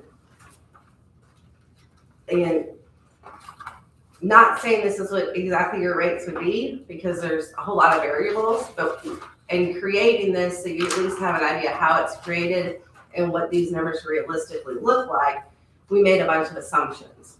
And the biggest assumption we made is that 50% of that capital investment would be grant money, non-loan money. And looking at that, you're looking at about a $50 per service per month user fee. Again, like I said, there's several other variables in there that we need to get further along before you can iron out and make that really clear. But that section there kind of gives you what it's broken down into. Okay.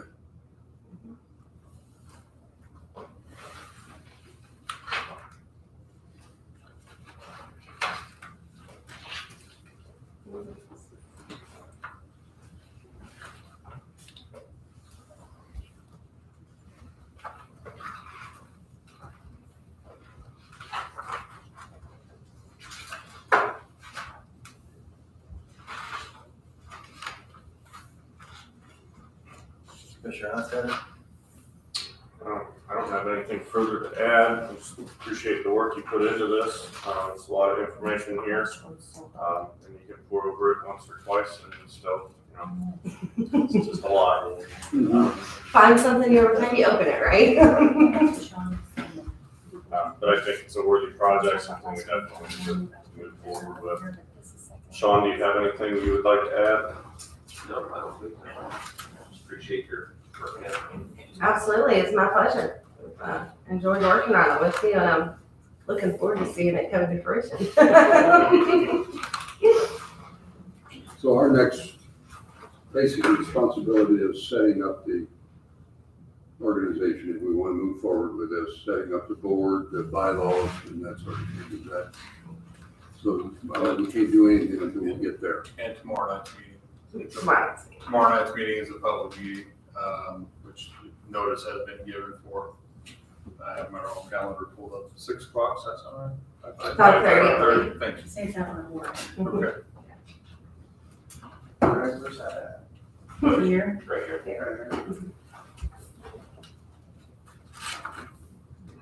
So it'll be that, and then like I said, the question and answer that we're looking Great, you for. can send me a copy of that notice if you have it available. I'll send it Good to out. go. All right, so we've got that meeting, we've got the January meeting, and then in January, I suppose this board will have to take a next step.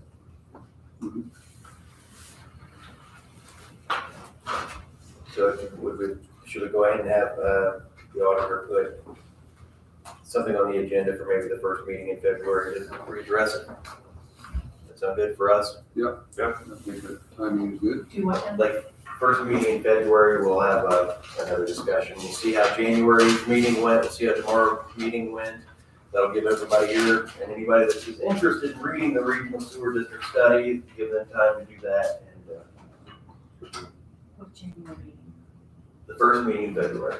Mary, is this available somewhere online? I know They're you have a having hard time emailing it. having a meeting in Hayesville. It is but not, answers for their- but I gave Sandy a digital copy Okay. on thumb drive, so y'all can put it on your website, and that's what a lot of If it's communities possible usually for us do. to put it on our website, I think that'd be a nice thing, that way people could get on there and take a look at it. Before these two, they're probably not gonna read the whole thing before tomorrow night, but, at least before the January meeting. I'll put it on the website. Do you want me to put it on the agenda in February? Yes, please. So that'll be the February That way we 7th don't meeting, lose track of it, and we'll have something to revisit. the February 7th meeting, is that right? Yeah, first Monday of the fourth. Just wanna make sure I get it on my calendar. That'll be on the agenda, so I will be here. 7th.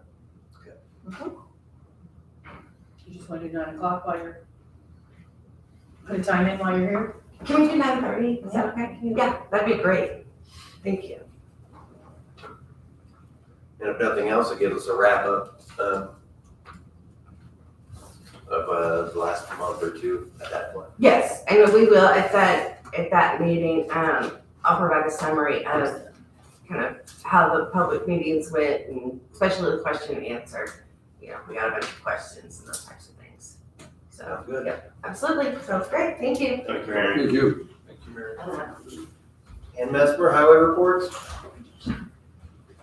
Perfect. Do any of you need copies of what Steve emailed? No. No? Well, if you have it, I'll take a copy. If you have it, I'll take it, otherwise I don't need that. Didn't read it. Sandy? I have one, okay. I like to stick them in my file, so I got it.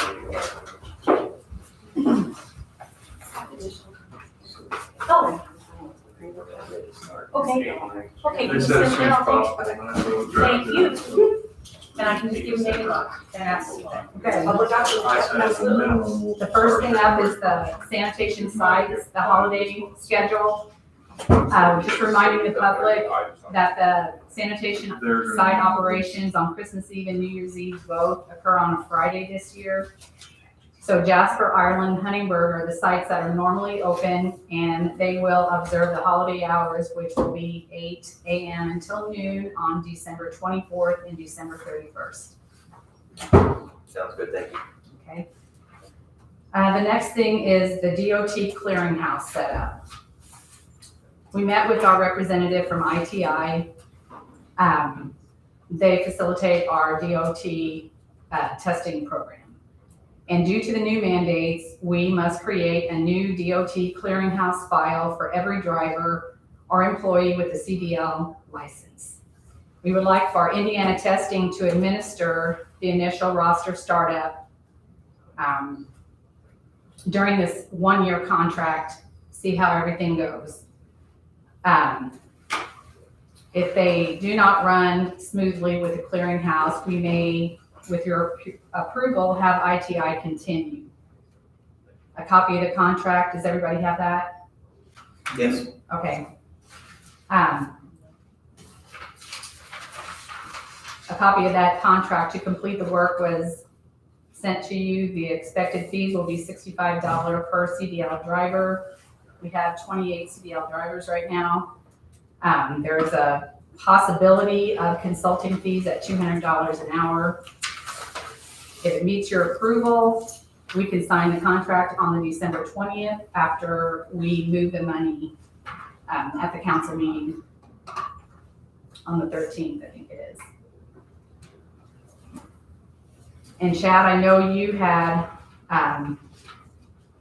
asked about what happens if we don't use them after 1 year contract. We can get on the website yet and access all the information. We can download it then to us if we decide not to do it. Is it an ITI owned website, or is what they're talking about when everything's digitized, that means the state It or is. the DOT? It is through ITI.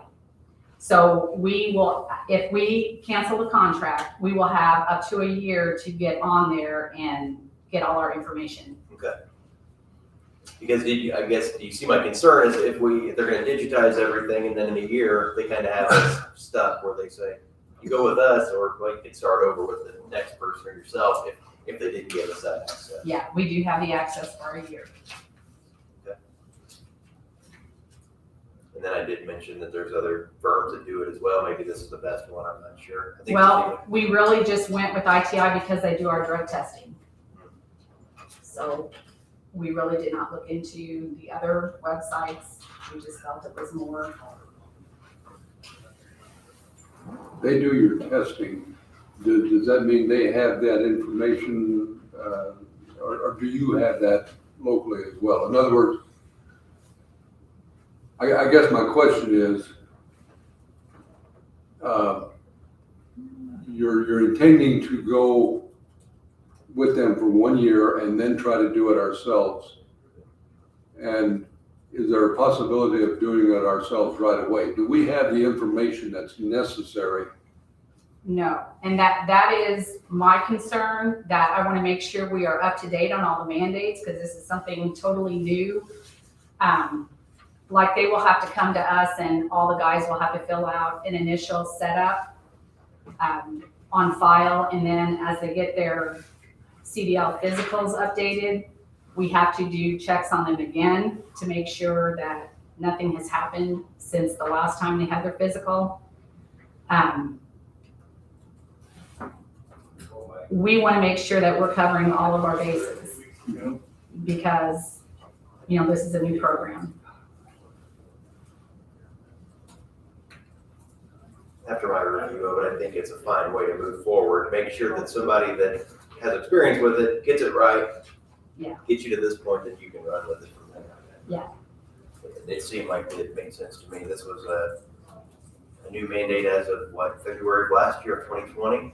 So we need to get it done. Yes, we need to get it done.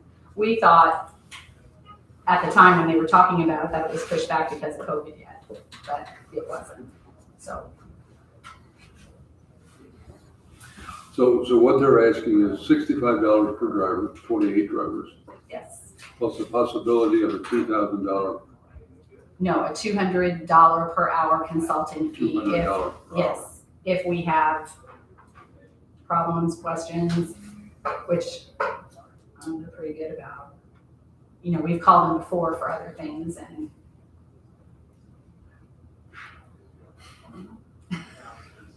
If you have a lot of their time, you're gonna eat up, they're gonna start charging you. right. So this isn't, you're not asking for us to sign the agreement today, you're giving us information, and at our next meeting, Steve or somebody will come forward and ask us. We are asking if we can make a transfer to cover the expenses for this, which I'll get to, the next one. In order to cover the expenses for the clearinghouse, we would like to transfer $2,500 from our office equipment line item into our contracted services, which would require a council approval. So we wanted to get your approval before we go to council on the 13th of this month. And then at the second meeting of this month, that's when you would sign the contract, if you're on board with it.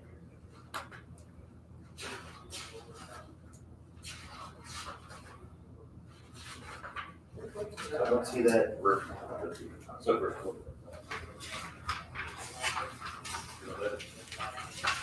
Yeah, but I was looking at these other transfers over here.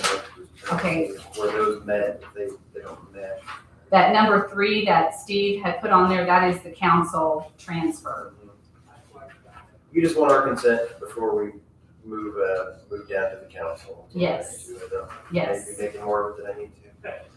I'm fine with that. I do still ask that at least Steve or somebody in the office contact one other vendor and say, we're planning on going with them. We're planning on going with them because they already do our testing, and see if they give you, if a competitor says, well, here's something maybe you need to think of. I think sometimes having another, talking to somebody else, a competitor, they can probably, you might get an education on something, at least another set of ears on it. I don't expect you to spend a ton of time on it, but they may give you, you may learn something. Okay. So if, And I've got an option for that I'll talk to Steve about. Okay. Local option. okay, for testing things, or, Yes. okay. And I was gonna say, I would assume that if this company does all those services, their competitor probably does too. And, just something to look at. I think it's always a good idea to talk to. Even if your intention to move to somebody else is pretty small, I usually learn something from it. But I'm happy to approve them moving forward, going to the council to request the transfer. For the transfer, yes. In preparation, yes. Okay. So I'll move that we approve or support the highway department moving $2,500 from the office equipment to contracted services. I'll second. Any other discussion? All in favor, say aye. Aye. Aye. Motion carries. Okay, the next item, with the purchase of additional signs needed to upgrade our safety program, we need to transfer $3,200 from highway stone to the highway road sign line item. We also need to move $3,750 from the highway workers' comp line item and put $750 into uniforms and towels and $3,000 into equipment repair. To try and cover these year-end issues that might come up. Any concerns or anybody have anything they would like to say about that? No, That's fine. Okay. I move that we approve the transfers as they've been presented to us. I'll second. All in favor, say aye. Aye. Motion carries. And it is 10 o'clock. Does it matter, Greg, if we award bids exactly 10 o'clock? Or We can skip ahead to that. And then Okay, let's go ahead and do that. The other ones would probably be best. Yeah. Okay. Item 1, for the aluminized steel pipe, there were 3 bidders on this item. E3 Bridge freight charge on less than a $5,000 order. Civilcon will add a freight charge on all orders less than $4,000. Metal culverts pricing is based on a minimum order of $7,500. I recommend awarding the low bid to Metal Culverts for this item and Civilcon as a backup supplier. And this is a 70% increase from 2021. 70% increase. That's a big number. It's a big number. Do you approve each item or just the whole thing? You can go either way. I think before we've done them collectively, that we've approved all bids as recommended. Whatever the board would like to do, though, is fine. let's move forward. If any of the commissioners have at some point, if the commissioners have a disagreement with the recommendation, then we can do them individually. Okay. Item 2 with plastic pipe. 4 bidders on this item with 3 firm bids. Southern Indiana Supply has a $50 drop charge for orders under $2,000. Civil Supply has a freight charge on orders under $6,000. E3 Bridge could have a freight charge based on the order size. Civilcon pricing may be subject to a price adjustment on July 1st of 2022. I recommend awarding the low bid to Southern Indiana Supply for both truckload and less than truckload. Civil Supply and Civilcon as backup suppliers. And that is a 62% increase over 2021.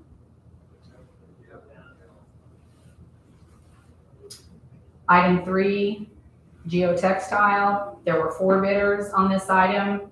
I recommend awarding the low bid of woven and non-woven fabric to Southern Indiana Supply and to Civil Supply as a backup. The woven is a 53% increase and the non-woven is a 97% increase.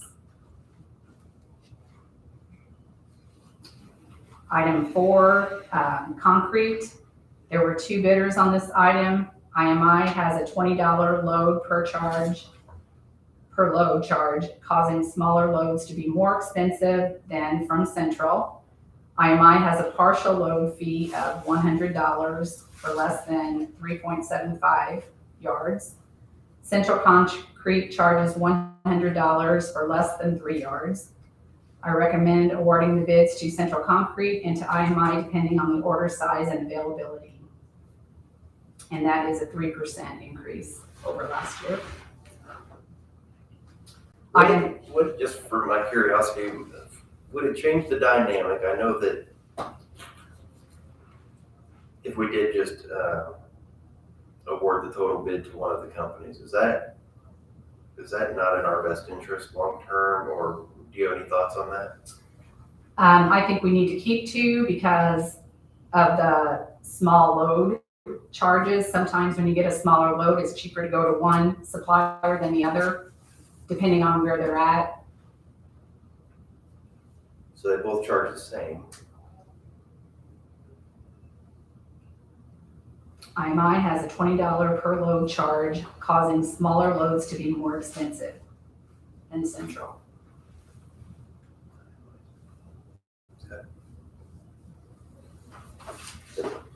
Because IMI has a partial load fee of $100 for less than 3.7 yards.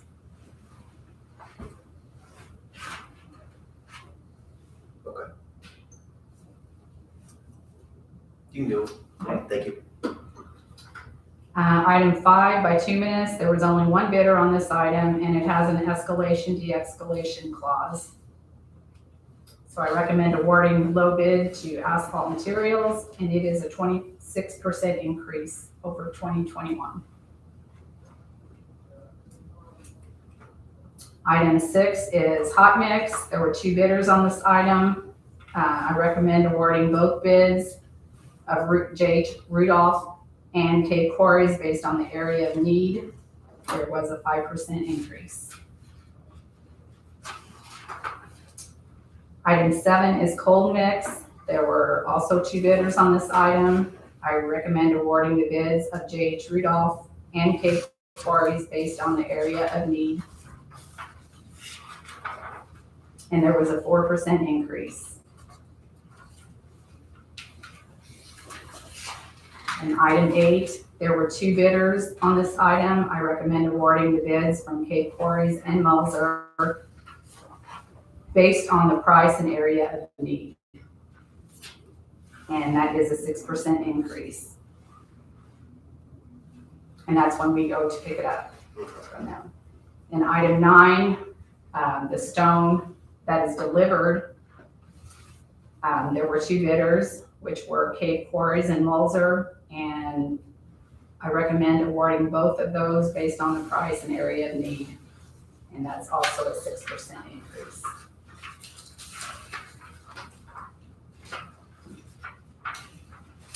Were you given any feedback on why the steel, textile, plastic are so much higher? Is it a supply and demand issue? Yeah, we knew it was gonna be bad, we just didn't know it was going to be quite as bad. Just, I think problem getting it. Any questions, comments, concerns? No, I don't. Nothing like a change. It is what it is. It's kind of the That's a way. concern, but it doesn't make anything, right? When we need a pipe, we need a pipe. The unfortunate thing is, this means less feet of road get done. But that's how it works. So I'll move that we award the annual material bids as has been recommended. I'll second. Any other discussion? All in favor, say aye. Aye. Motion carries. Okay, then we can go back to item 5. Yes, okay, we need to transfer $600 for the sign purchase in our highway restricted line item. We would like to take $600 from Geotextile and put it into road signs. Okay, go ahead, number 6, please. Number 6, our last transfer is for the refuse disposal and solid waste, our user fee account. We need to transfer $4,500 from gas, oil, and lube into the refuse disposal, and $3,000 from recycling expense into the refuse disposal. Okay, we have a couple transfer requests. I have no issue with those. I'll move that we approve both of those transfers. I'll second. All in favor, say aye. Aye. Aye. Anyone opposed? Motion carries.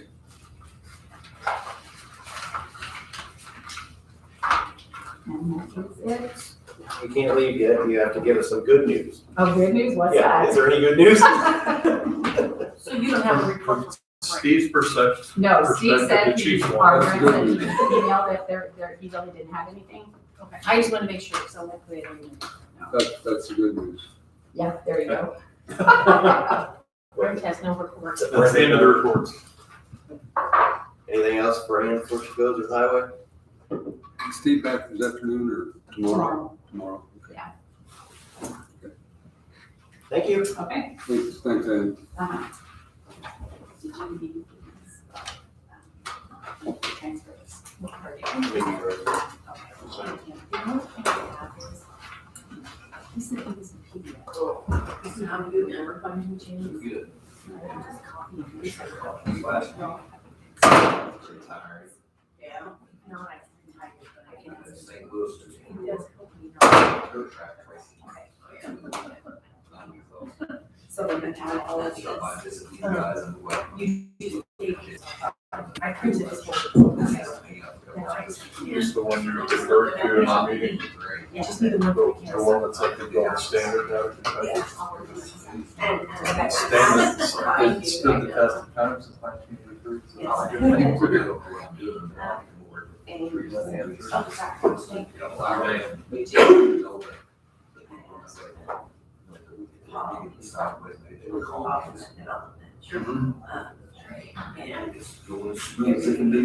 That's great. That is great. Good to see you. Where all the apartments would be for us is the same as what we're on. So I know you've given me a lot of those and I've looked through the petitions and all that, I guess. How you doing, Kevin? I know you talked about. You got time to see something? You guys. Yes. I'm gonna wait here a little bit. I gotta take my ear. With these petitions, I'm trying to start, I guess. Yeah.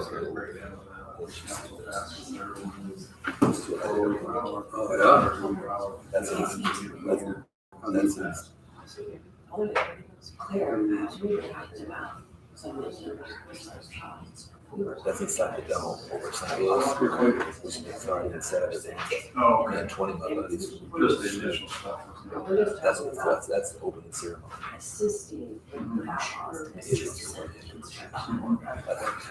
That's the group in the suite we walk out. These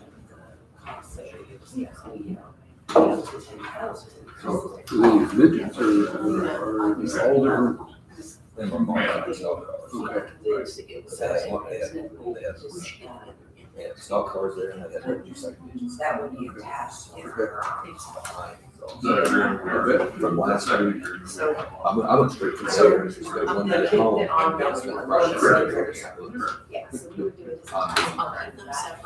I'm gonna go to jail.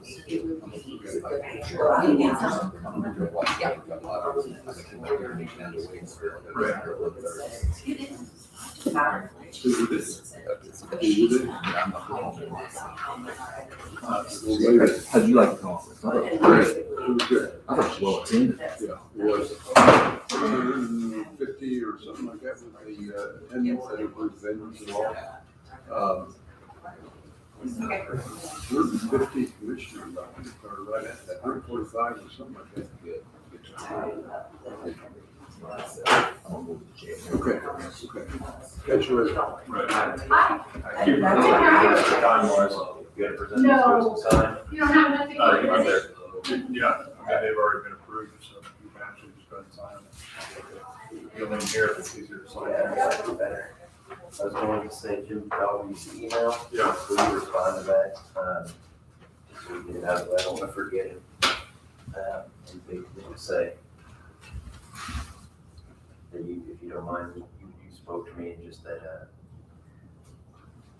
he's welcome to use $0 for underground.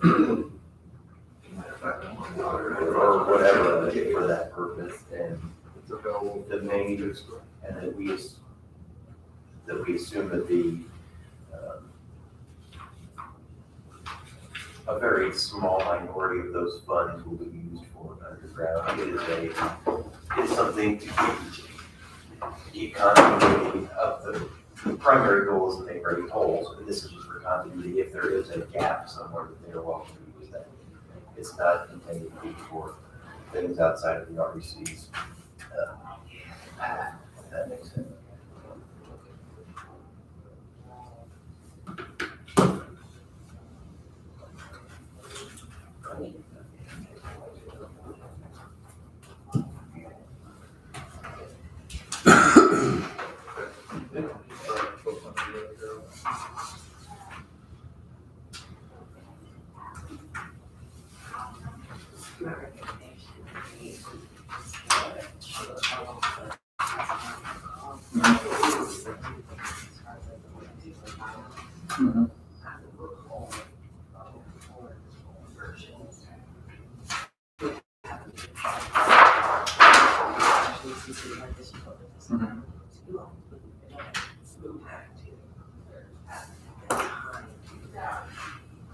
We're not starting from scratch. Signing forms over there. Right. That's not. And you got I'm assuming we go to that people.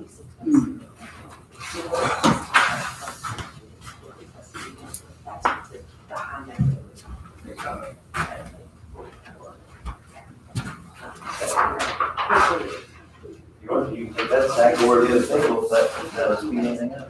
Yeah. Right in front of the camera. I said, she told me she needed the projector, but she didn't need it till tomorrow. I misunderstood her again.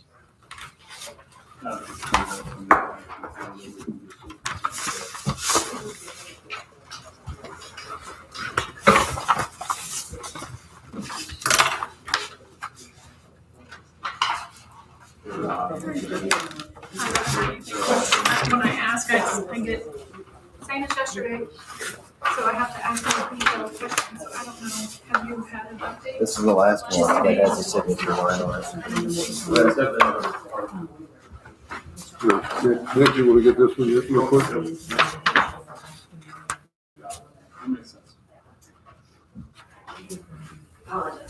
There's nothing on any of those, that's just page one. I'll just go on this way. Warm earlier, down cold. No problem here. This is just for. Sure does. That keep posted.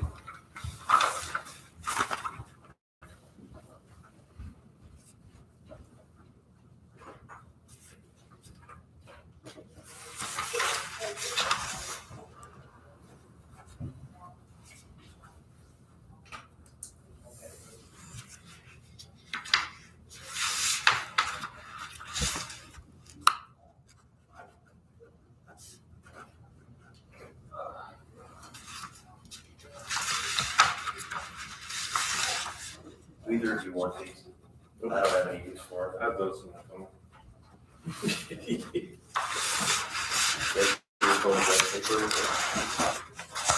What do we got here? No, neither does. I don't know what these, maybe just one and someone else. Can't do that for anything.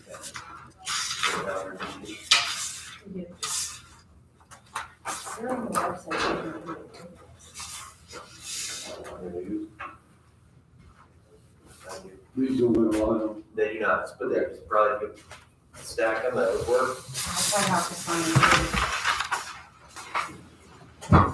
Commissioner Brown, we have an important matter of business here. We got more calendars. Do you need any of these? No? No, I don't. Okay. I'm sorry, but would you mind? Yes, sir.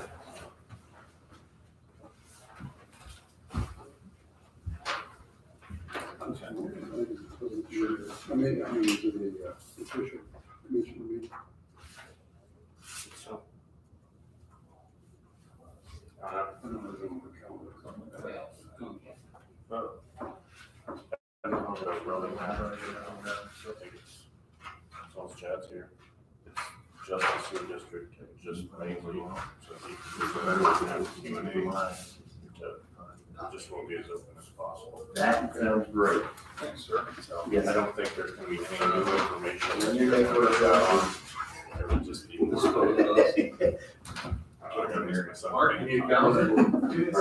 That's small. We gotta put the calendar. Everybody needs one. Those at the office, would you? Or Greg, you can put them like in the prosecutor's window on your way out. That's right.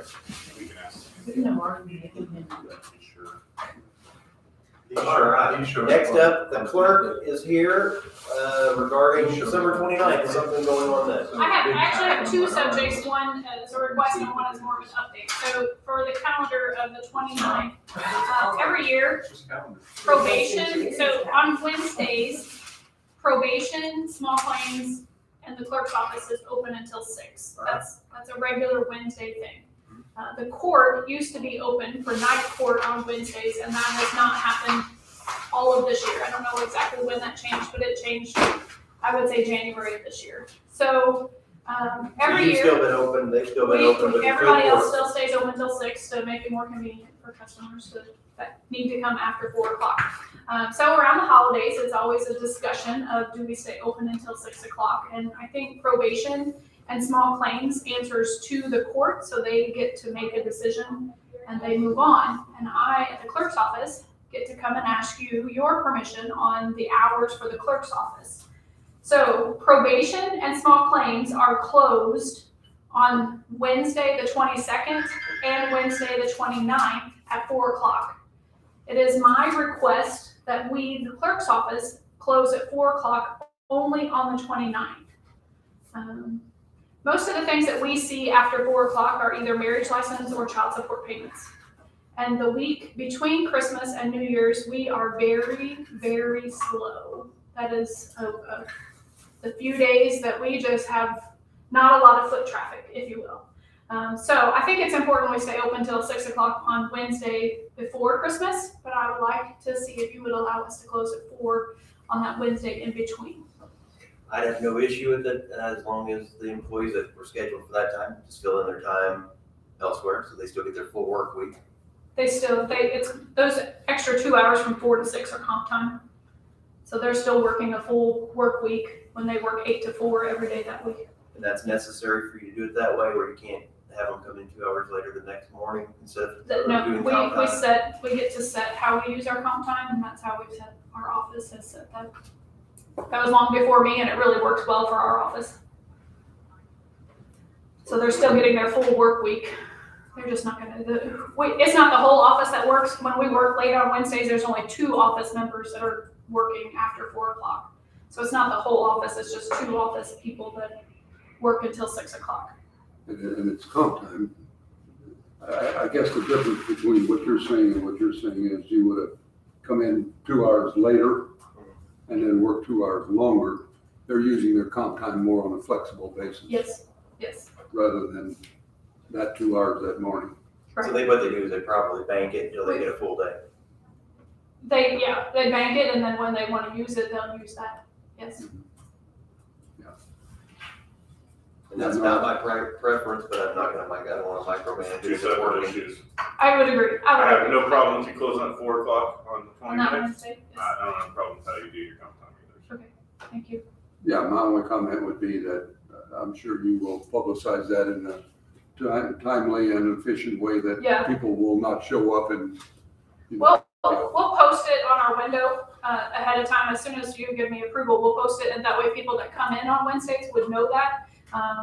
And then we'll do a press release to the media as well, and then we'll get it out there for us. So your preference since we're supposed to set the office hours, your hours for next year are gonna still be to 6 o'clock. You're not gonna change anything with that. Correct.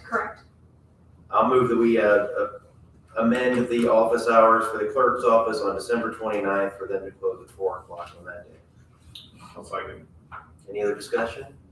All in favor, say aye. Aye. Anyone opposed? Motion carries. Great. The next thing I have is just more of an update. A while back, we spent some time talking about re-precincting, and you probably feel like that's done, but it's not completely done just yet. What we did was we did our work at the county level, and we submitted it to the state. The Indiana Election Division is reviewing every county's plans. Many counties didn't have many changes like us. We just had a couple annexations that we addressed, and it was not a lot of changes per se. There were other counties, I think there was 20 counties that had to change precincts, so they got more focus.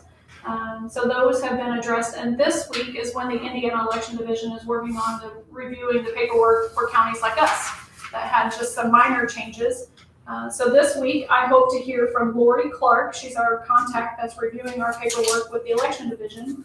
If she needs something different from us, if she didn't like our paperwork, if she thinks that we need to do something different, she'll let me know what that is, and then we'll probably have to talk based on what she's requesting. I don't have any idea what she may or may not tell me. I've asked her a number of times. We've worked with WTH vendor on our mapping system. She has everything she needs.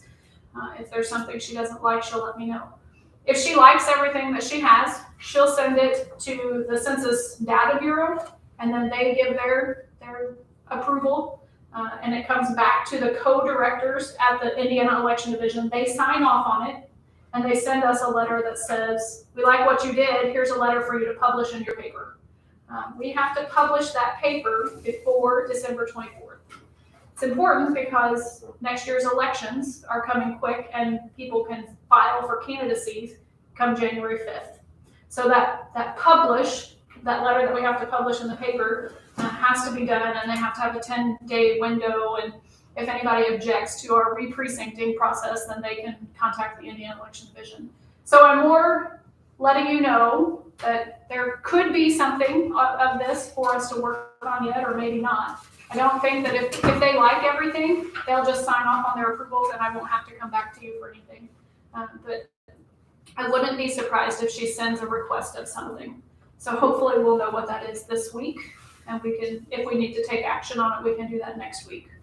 So just kind of keep that in your, if I find out that she needs nothing and she's sent it on, then I'll let you know via email that everything looked fine. The last time, I think that you reported, you talked about Big Ridge 7 and Big Ridge 1 and the fact that they were contiguous. Yes, Is that settled? or- that's settled because it's grandfathered in. Okay. Because of when that was done, we wouldn't have to make a change to that.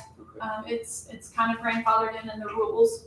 And I got that from Lori Clark. I don't know, she's been completely overwhelmed with the amount of work that she's doing with this job. But she did confirm that that does not have to be changed. So that was really good news, I think, for us. Yeah. So, any questions on re-precincting or any of that? Perfect. Thanks. Thank you. Thank you.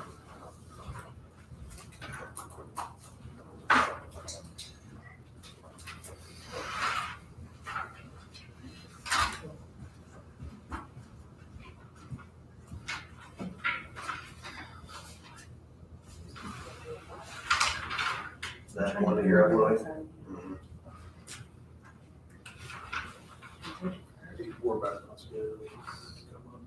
Sandy, with this,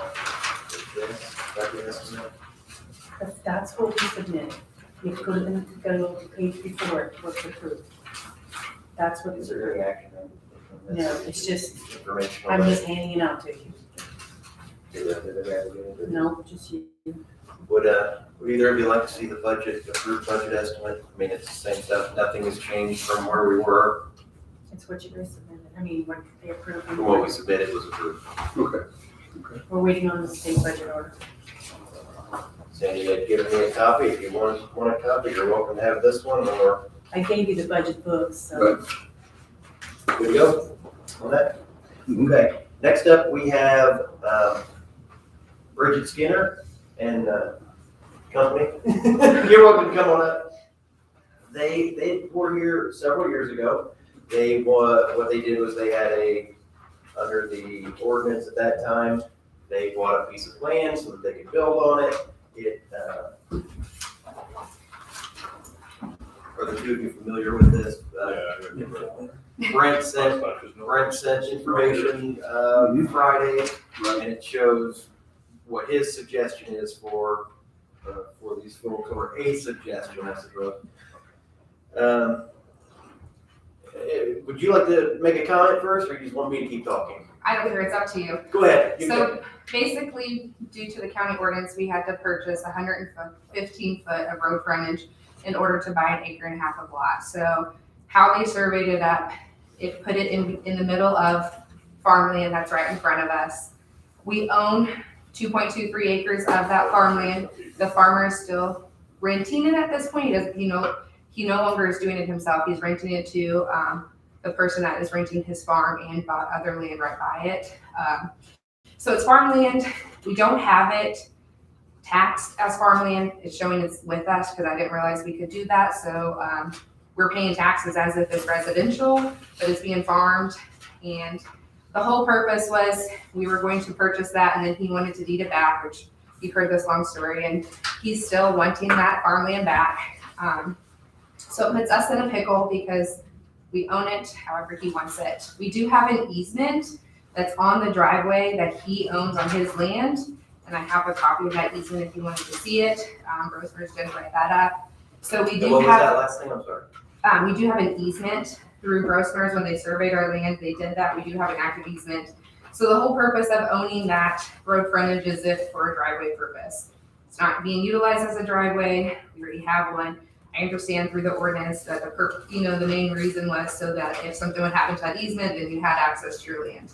I know in 2018, the rules kind of changed, and I think it doesn't have to be as much road frontage. So I don't know if that's an option to do that, or if we could give him his land back. So that's kind of what we're here for, so. Okay. I do have a second copy if you want it, or. I have, yeah, I was gonna say, I have some. I've got it pulled up on the computer here. So if nothing else, maybe at the end of our conversation, we could probably provide that to the family if they wanted it. So here's what the engineer, he's unable to be here today. Here's what his thoughts were. It says, he attached a sketch that he believes that this option could be done to be in compliance with the current ordinance. Would you like to look at it while I'm reading it?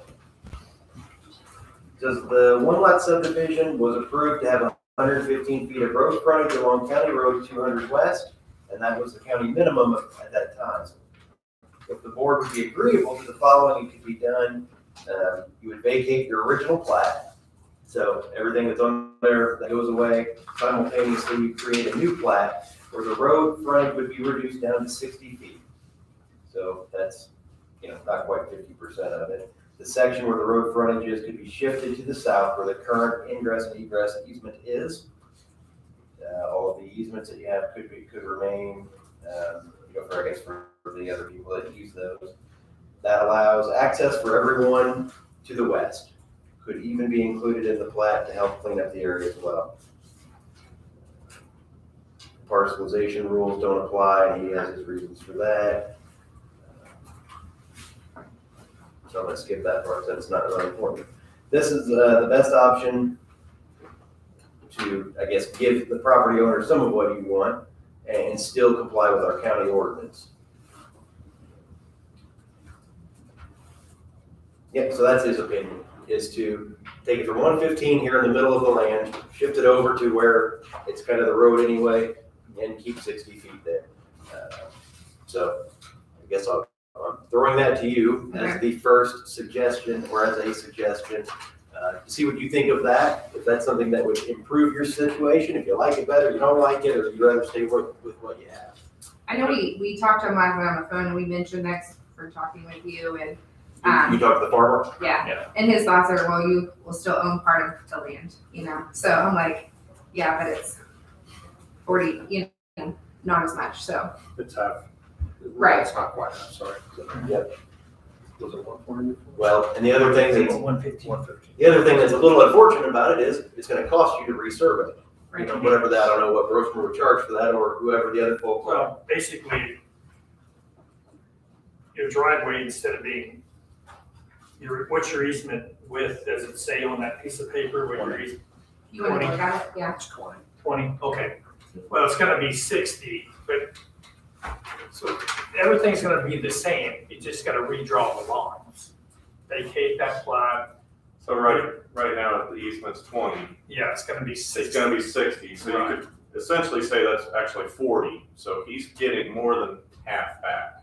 But it's Because more there than is just land on that. But it's more than an easement. They're gonna own 60 feet of the land. Correct. Right. Yeah, so the easement will basically go away, it's gonna be platted 60 feet to be where the driveway is, so the easement basically goes away.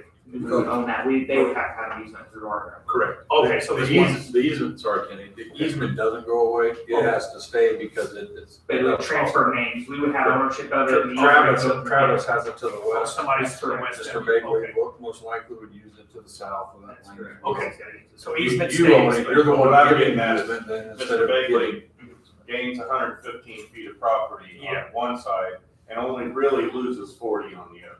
Yeah. Not Yes. 60, because Yeah. the lane's currently there. and- Right. For the farmland. And then that complies with our ordinance if you replat it, and Correct. from a survey standpoint, which I am, everything's on the computer, it's just like redrawing lines, so I don't know what the cost should be that prohibitive to replat it, vacate this, replat it, and then everything. It's basically Highlighted. the way you use Just it. had one this morning. It is, it's different. That's what's. That's always it. Oh, so We, we're not we, the only we ones? drew out a couple different versions for this. Yeah. Using that GIS. And it looks great when I see on this computer the way the county engineer drew it. So But what they're doing is. they shouldn't have to do any field This work. complied with the old one, It's all this in the complied with office. the new one. Okay. It's more favorable to them. Yeah, I think that's fair. Yeah, no, no. We were just kind of discussing it together. So Commissioner Bromas, what is your opinion on it? Well, I think what our engineer is recommending is certainly better than what you have. Right. Uh, And so as far as communicating to him, is this the only option then, is to convert it to the 60? There is no way of getting rid of it completely, right? I don't think so. Right, I think really, when you're speaking with your former neighbor and your farmer there, that it's either keep it as it is, or you can go down to this and minimize it. Okay. I mean, you could replat it, get 60 feet somewhere else, to us, it just makes sense to Right. make that your driveway. Yeah. The stuff that we drew up it was either that or we looked to purchase the woods above and then go 60 feet down from The back end, but I don't think he wants to sell us anymore, top so. of his son-in-law's house, but that would be the easiest. So I think to This is pretty simple. I mean, Right. from a survey standpoint, I don't think he understands either that he doesn't own that driveway when it curves anymore. He thinks he does. Like when I communicated with him on the phone, he's like, no, I own that. Travis has an easement. But per Grossner's and then Travis, he's like, and what the GIS map shows, Travis owns that driveway and he gave him an easement to utilize, so. So who owns the driveway? I thought the farmer. He owns the first part. Oh, yes, then And then from us. Yeah, sorry. He used to own the entire thing, is what I was saying. Sure. So now he doesn't own that back portion, from our understanding. Because the other thought was, I think there's an amendment type with 25 acres. If it's all adjoining land, you can deed it back without having the road frontage. So- But it has to be contiguous. Right, it So broke, that's what we're. That's why. Yeah, with him owning, Travis owning that driveway, it broke it out. So I think I'm a little confused on that, on who owns the driveway. Adolph Bagley owns, Beyond the house, beyond your property. yes, Beyond your property, it's the guy to your west. yes. It's not the farmer that. No, but there's farmland back there that he owns, and so if the guy to our west didn't own that driveway, then it would have been a continuous land that we could have maybe looked at the 25 acreage. Because before we purchased it, it was all continuous land. So if we had purchased it now and Travis didn't like he did before, it would all be continuous land. We would fall under that new ordinance that we have within the system. You'd own 25 acres of continuous land and be able to deed it back or deed that portion to us. You're saying Mr. Bagley thought that road was on his property. Yeah, And the easement was on his property, it's actually on the property to the north. the back acreage, The back yes, acreage. the back portion is, he has an easement for it, not owning it, Adolph Bagley does. But the front portion Adolph owns and we have an easement plus Right. the person to our left, Right? so. Sorry, it's a lot to understand and comprehend. No, so to answer your question, is this your only option? I believe it's your only option. And the reason, anytime there's a county rule, the commissioners can go against their own rule if they want and make a exception, but I don't think there's gonna be an appetite for that. Well, I think it opens up a whole can of worms with a lot of other developments out there that Right, would, that have. That's what I can have the same opportunity. Understood. I know he has an attorney, I don't know if any of you have an attorney. Mhm. Okay. Okay. Yeah, so, No pressure, no pressure. well, I was just saying, he feels that this could be all done, taken away, and so, Will you be having I guess, private conversation with him? Potentially. It may be easier coming from. Fair enough. I'm aware of the situation. Okay. yeah, so I mean, are we in any legal This may be issues, old trouble? rule. I guess it's the thing, so, that's our biggest fear, honestly, so. I know what you're wanting to hopefully get accomplished here and to help satisfy the other individual as well. So I know what the rules are for the county and those are the ones we gotta follow. Okay, So that he owns all of this. I mean, that's our biggest obstacle, obviously, we don't wanna be. Rent this out to him? No, you're Do they rent this out to him? Or do you just use? Does he pay for using your land down there? Typically, we get a check. at Yeah, the so end you of the get something. year. Yes, yeah, we've got. I mean, this stuff year we worked out. He haven't rents gotten it it. from us and Like then a cash rent basis. that's right, yeah, So he's still gonna have to rent part of this down here. Right. that's If you correct. switch it. There's gonna be 0.6 acres or 0.5 acres of it. Of Well, it's Actual 60 farm feet, portion. yeah. And you guys have been nice to work with. It's just, you have a weird situation and we're trying to work with you, I guess. Yeah, no, I appreciate it. Yeah. You have any other questions for us? Or you have an understanding of what Yeah, no, that map, whatever I showed you? yeah, we've got the same, I drew different maps. Okay. We have one of the same ones. So I think, this board would have no reason not to approve the vacation of the old one, approve the creation of the new one, so that it changes in that fashion, if that's favorable to your family or the other gentleman. Okay. Anybody else have any comments before they go? Nope. Seeing none, thank you. So their next step is to, Decide if they want to move forward. Yeah, we'll talk with, Butch and go down that road and. And what was the talk about the attorney? Some attorney wants to talk to somebody about something? He is his attorney. He wants to conflict help of interest here? along the conversation. Okay. I wasn't sure what we were. Well, he is his, Butch, Adolph Bagley, that is his attorney, and he keeps saying that his attorney understands and has a different perspective or something, I don't know, so that's what he's telling us, so, I'm just making sure there's no legal issues with us, in a sense, on all of this, so, Okay, thank you. I think I don't think so. But, I think maybe have a conflict here. You're right. yeah, so, Anything we need to do, Mr. Chairman? On this, at this time, Okay, thank you. thanks. You gonna keep the map, I don't need it, so. Barney Hope is gonna get on the drainage board January. He's gonna call it. Just real quick, 20 miles an hour is yes on the read time. I did get a message from him.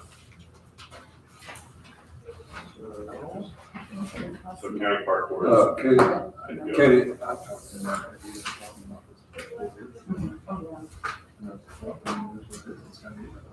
I'm getting hearing there. Did you see one? Barney Ranch, sorry.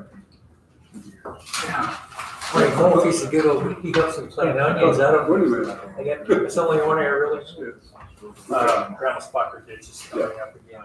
And I just. Okay, so Nick, that one, as far as that's concerned, the park and rec committee. Yes. Is our only person. So all we got left is we need a Republican.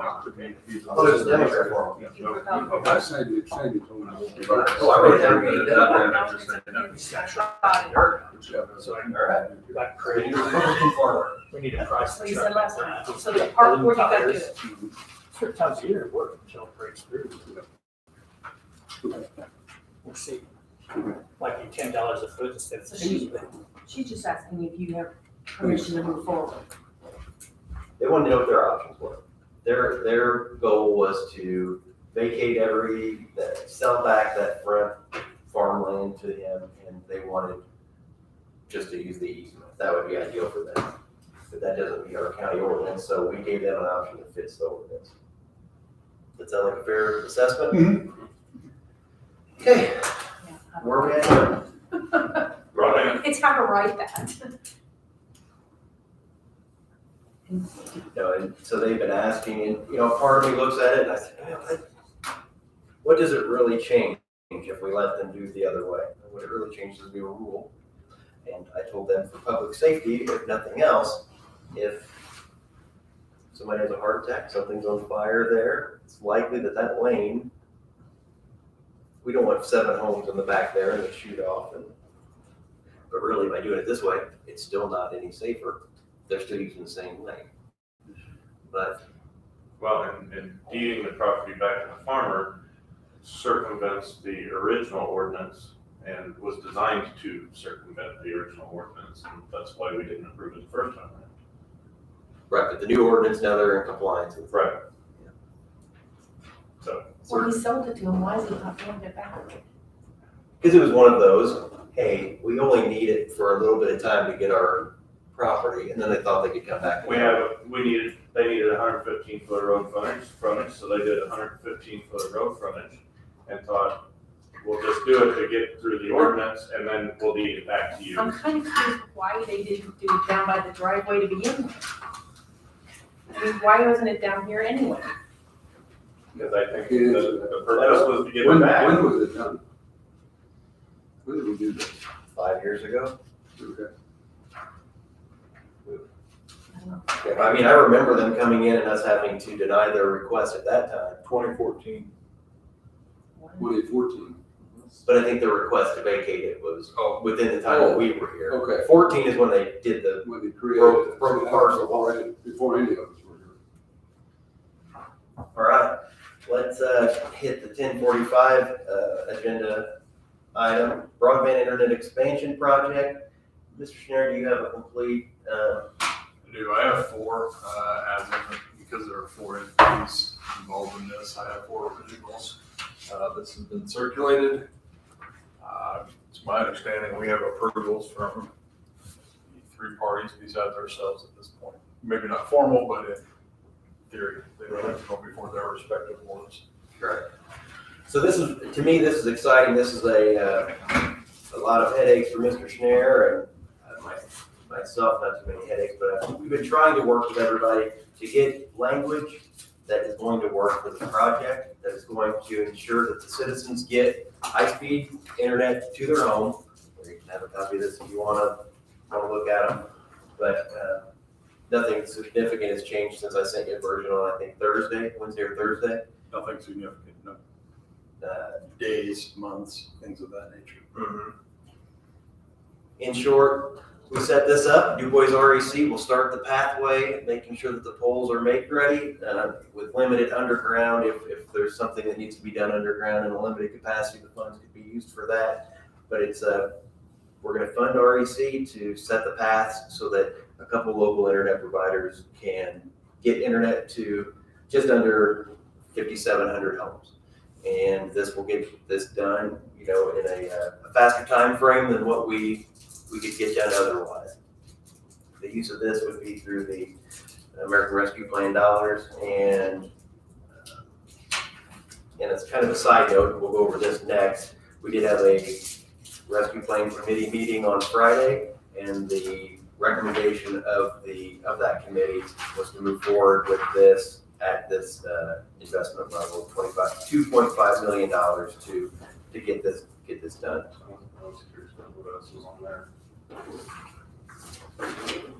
Would you prefer to go over this first? Yeah, sure. Okay. So that being said, we're going to hand these out. These are Rescue Plan Committee recommendations as of Friday. That's what they put forth to us.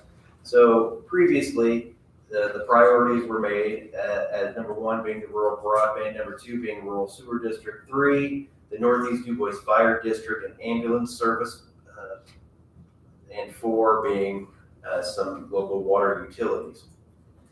And as we go through this, I'll start at the top and we'll go through it. We previously approved the Okra grant SERS hotspots. Investment there is $31,600. So that's in play. The Baker Tilly funds there for $25,000. All we've really spent out of that is under $7,000 at this point. I don't think we're going to need to use that a whole lot more. So I think we'll have leftover dollars there. But what we wanted to do is the council president wanted to put something together so that it's something we can look at. It puts it kind of keeps things, and these are estimates. They're place fillers, some of them, but to just help keep things in order. And any dollars that aren't spent, the way I look at it, they waterfall down to the final line item. So if Baker Tilly, if we spend $8,000 less there, that rolls down into regional sewer. Barnes and Thornburg, they have suggested $20,000 for a retainer for them to be to give us feedback on the ARP. We haven't signed anything with that. Again, that may or may not be necessary depending on if the flexibility passed, the bill is passed.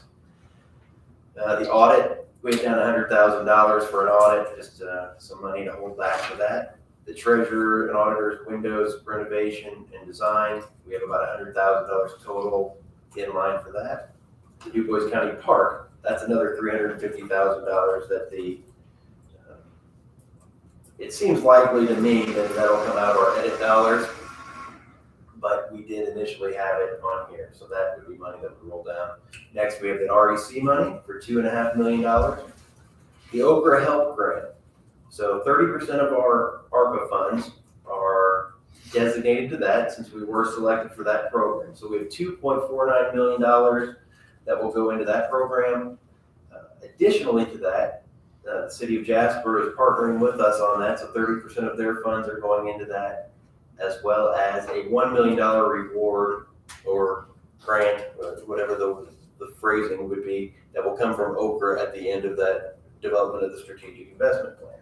So in my thoughts, my primary opinion, and what I shared with Jasper whenever I asked them to join us on this was, I see a lot of that money going for regional sewer things because it's a project that would be joint between City of Jasper, DuBois County, and it may meet some needs of both, but I guess that will formally be decided by that strategic investment plan process. Right, and that was gonna be my comment, that money will be used according to the investment plan, but could be scattered over this entire list or additional items.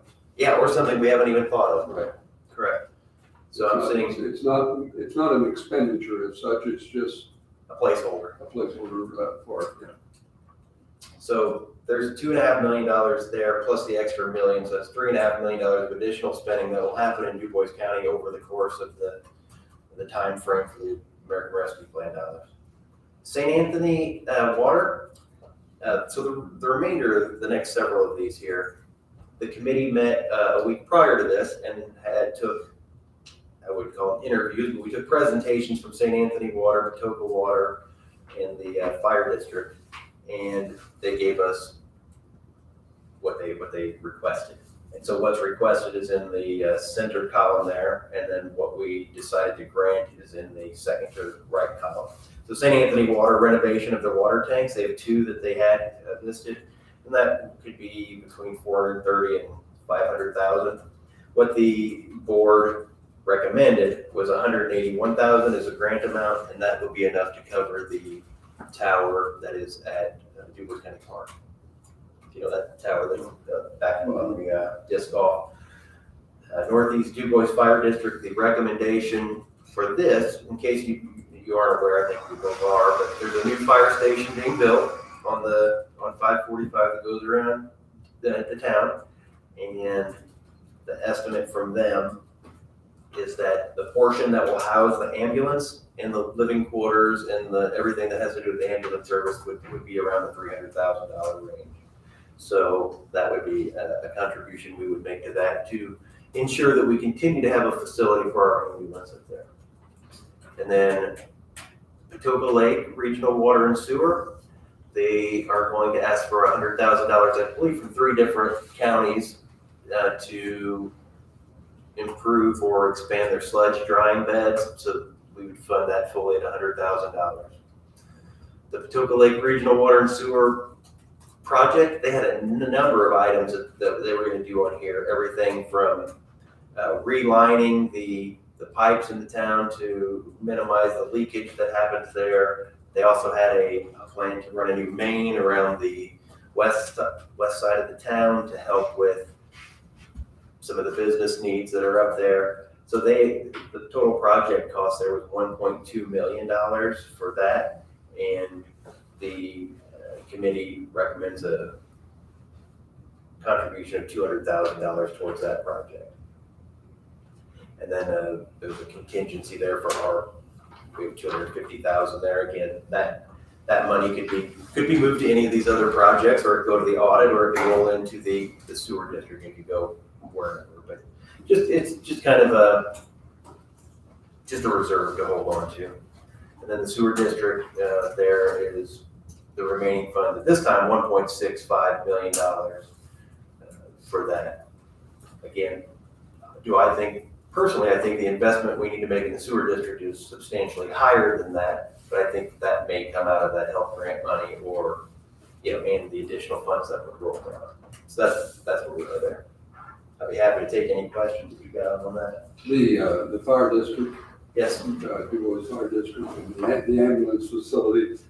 I guess my question is, what category of the ARPA guidelines does that fit into? In other words, it's not water or sewer or broadband, or is it COVID related in some way? How does that fit into the ARPA guidelines? I'd have to look, I'd have to see how that would fit. So I don't know for sure. That's my quick answer. But we would want to make sure that it does in some way. I believe the committee, and I remember we looked at it months ago, but I don't remember exactly how it fit. I would say anything to help better respond to health emergencies would probably fit some way, but I don't. Well, and I think like we did with the park request, we need to clarify that with somebody, either Barnes and Thornburg or somebody that's allowable. It'll cost you $20,000 to know. If you want, am I right, Greg? We're kind of we've got our free answers. You can call Baker Tilly and go from there. But Baker Tilly is a financial body. They're not a legal body as far as for that. Would you agree, Mr. Schneider? Correct. That if we want to say, if it had something to do with our finances, I think Baker Tilly's the right people to call. Otherwise, we'd have. But they may be able to give you some guidance. Don't worry about that, or that's a concern. I'm still hopeful that this flexibility law will eventually pass And it passed the Senate, is that what I heard last week? It passed one house, but it hadn't passed. It passed the Senate. Yeah, the Senate is what it passed originally by just a hand vote, I think it was called. And then it's been at the House. So that's whenever I was asking everybody to reach out to Larry Bouchon and whatnot. So I was hoping this was just gonna be like, because NACO was on it and the state, they were making such a big deal of it. I thought, man, this is really gonna rocket through fast, and it hasn't. Yeah. Well, it was mentioned last week at the conference, and not that it, I can't say that it was positively, that it had a positive outtake on it, that it would pass, that it would come. I mean, this was Barnes and Thornburg making the presentation, so they were very careful about, as lawyers are very careful about saying this is going to happen or it's not going to happen. Until it happens, we don't know.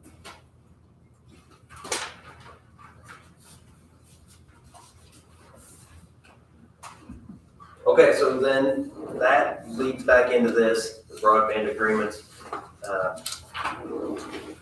Multiple conversations with Orange County REMC, PSC, DuBois County REC. Mr. Kleesner has been involved with this pretty heavily. And when I talked to DuBois REC last week, they'd like to get this signed today so that they can take it in front of their board on Wednesday. And the way I look at this, every day that we don't have it signed is another day later that it pushes the internet getting into somebody's house off, because they're not starting to work until the funds are in place. Does that make sense? Mm-hmm. So I think that it's a good document. I think it it requires that the upload speeds, download speeds are going to be strong. The latency is going to be strong.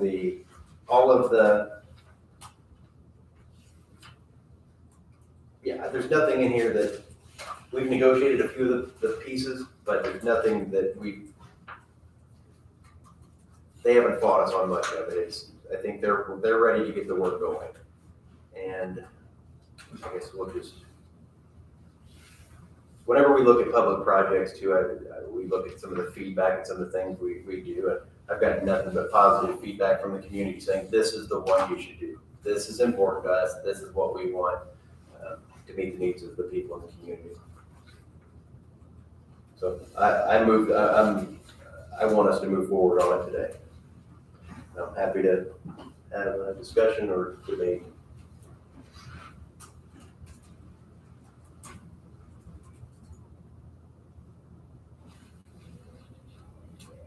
So of the areas that are going to be served, Orange County has the bulk of them.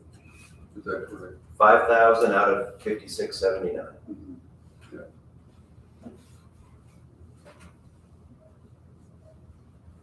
But this contract, they're part of this contract as well. Correct. It was drafted in a way originally that basically, so everyone was on the same terms, same page of how it was gonna roll out. It's been earmarked that X amount of the dollar, $2 million of the dollars is for that bigger pot, which is what Orange County is building out, 500,000 for PSC's build out of the 600 some. 679. 679. So that everybody was all on the same agreement. To my understanding, Du Bois REC has different agreements with these individuals, entities for the pole use agreements that they have in place. This is just for this make-ready project. Okay. Did you receive internet data information I sent to a different email that has another map from Charter? Did you ever see the little map from Charter where they're gonna, anyway, I've got some more that I can send to you. But long story, if I looked at this overall and you overlay this map, the one where Orange County is going to build out, and you overlay the PSC build out on top of the Spectrum Communication build out, we're getting near everybody getting broadband at their home or their cabin or wherever with each one of these agreements. And in January, after the what's the dispute period called, Greg? Where somebody, anyway, there's some grants, they put in an initial application, people can dispute some of those addresses, and we're already serving it. So that's the period they're in now. There's another level of broadband funding that will happen early next year that will fill in even more addresses than these. So just over the next 2.5 years, there's going to be a lot of people getting broadband to their home, fiber to the home. That's the other thing I'll say about this. At the beginning of the project, say early this year in the spring, this started out that they were going to run fiber to towers and do wireless to people's homes, and this is a much superior product. What would these people have said fiber to every home, not fiber to towers, and then you get wireless. Right. Yeah, because then the more users that get on it, the slower it gets. And the Orange County map that you've included here, is it the blue shaded areas, the green shaded areas, or both? All the color. All the color that they're going to be covered. There either is coverage or there will be coverage. Okay. So what's the difference between blue and green? Did I miss that? I think that they've gotten funding from different sources. Okay. There's I didn't know if it was like green's really high speed and then blue's kind of high speed. Yeah. Okay. These are, my understanding is there's probably 4 different funding mechanisms that have gone into broadband in the county. Next Level Connections 1 and 2, RDOF is one of them.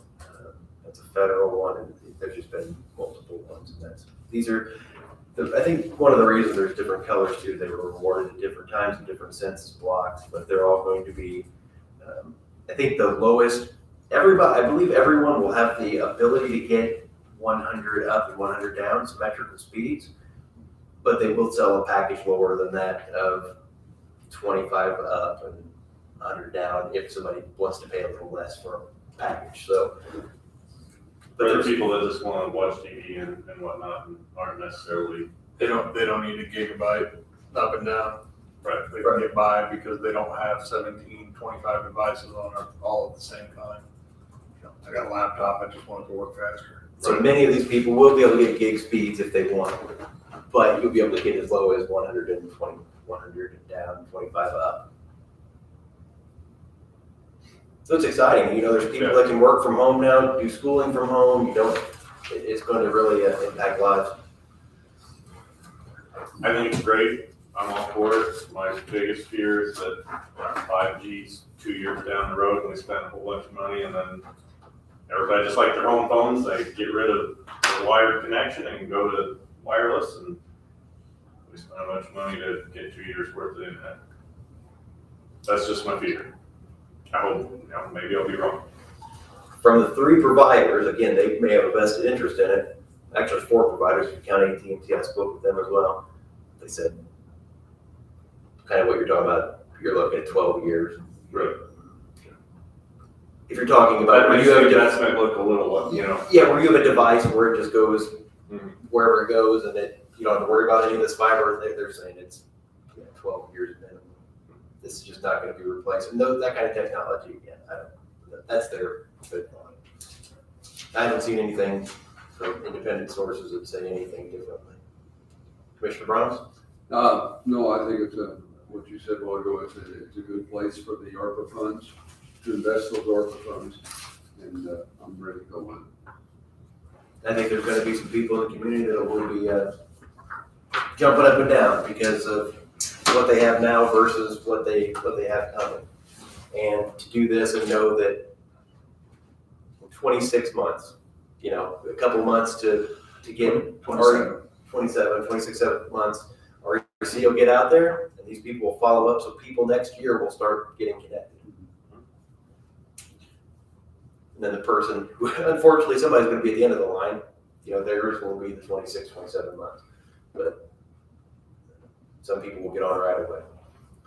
I wish I could leave my house as shown in this map, and my internet is dreadfully slow, so.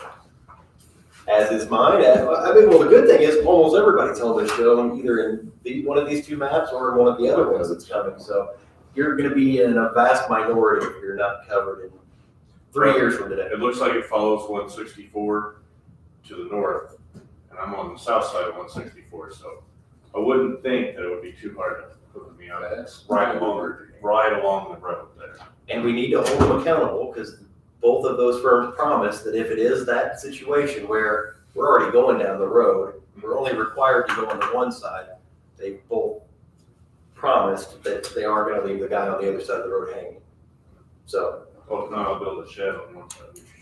Run yourself. Get a real big router, right? Right. All right, folks, let's go ahead and talk our way through this then. I will move that we approve the broadband deployment agreement as we have in front of us here. I will second your motion. Any other discussion? Is there anything from Mr. Schneider before we? No. And if we are? I haven't seen it, so I don't have any questions. Okay. All in favor, say aye. Aye. Aye. Anyone opposed? Motion carries. So we will sign these versions and. Can you sign them all? Yes, please. I need more than a few minutes to read something.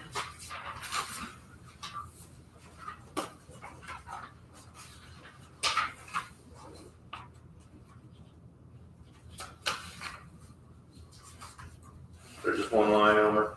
I think so. I only saw one line. Is that what I you're think telling me? so. There you go. The second page is for the provider. Broadband deployment agreement. There's two.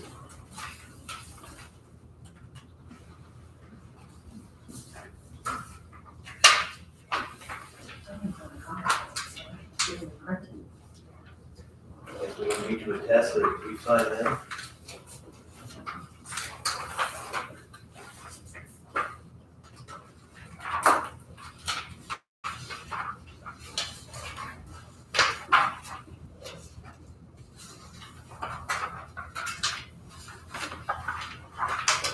And this one's completed.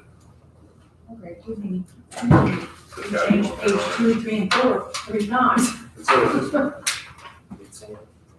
Oh, okay.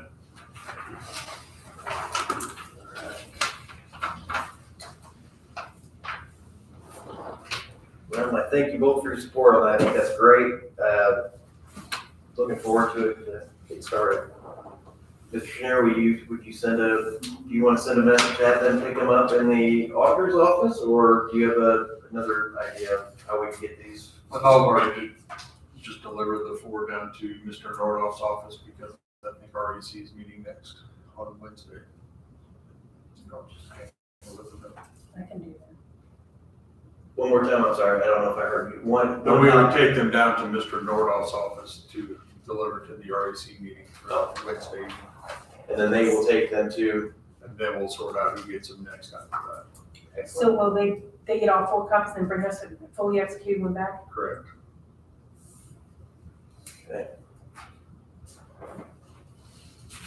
Okay, I'd like to speak next about. Sorry, with the plan that at the end, each entity will have an original wet sign copy. Whoever signs them left will keep one copy. Correct. So, And bring the 3 back to everybody. so like, one goes to do his REC, they'll keep one and bring us, we're not giving them up. I'm giving all of them to REC, so when they sign it, then it will go to the next set of people. Each entity will touch all 4 copies. Correct. They don't have to sign all 4 copies. Oh, I see their signatures. They do. They do? They do. That way I everybody. run each copy for a different entity. Okay. It is. At the end of the day, they'll each get one, but it has to pass to everybody. So if all 4 come back, and then I distribute them out to whoever. Correct. Okay, next, let's, what do we think about this? Is this something we want to approve, the recommendations, reconsider them, or would you like to sit on them for a week? Will you reach out? A couple weeks. No, I'll just run that. I guess there's nothing saying we have to go with it, but I was gonna say, I approve it as a tentative plan. I mean, So I give you the footnote. the reason I guess that isn't a good idea for all of these people is because the fire district, for example, they're receiving bids at this time, and they need to know how much do they need to finance. You know, they have cash for some of it, but how much are they gonna finance? Same way with the water utilities, they probably, if they know they're getting it here, they're gonna have to get it somewhere else. Right. So the sooner we can probably give them approval, the better, and then the rest of it can be flexible. But we don't have to do it today, we can do it in 2 weeks, and we can tell them that, whatever. My only question would be the Okra help grant. If we approve all this, does that affect that grant at all? And I know we received it, but was this person that we were supposed to hire to administrate this? If we pass a plan on how we're gonna spend it all, what's this, they're just gonna administer what they have in that Okra grant? Yep, that's their goal, is So to, just the, Well, that's the 30%, I think there's 10 more cents in it, but that's the 30%. which would be like 3.5 million plus Jaspers. plus Jaspers. What That was that? million's not in here. That extra Correct, million will get, that's I added separate. that in. So maybe Yeah, $4 that's million total for them to do a plan. But I think that person we're gonna pay has to come out of that amount. Yes. Okay. it does, but can It doesn't have to, but it would make sense to. the timing of it, I guess is what I'm saying. In other words, are we going to have to start that salary prior to that strategic investment plan being developed? And can that 30% and that million be spent before that plan is developed? I don't think so. You don't think it can be spent, or you don't think it has to wait?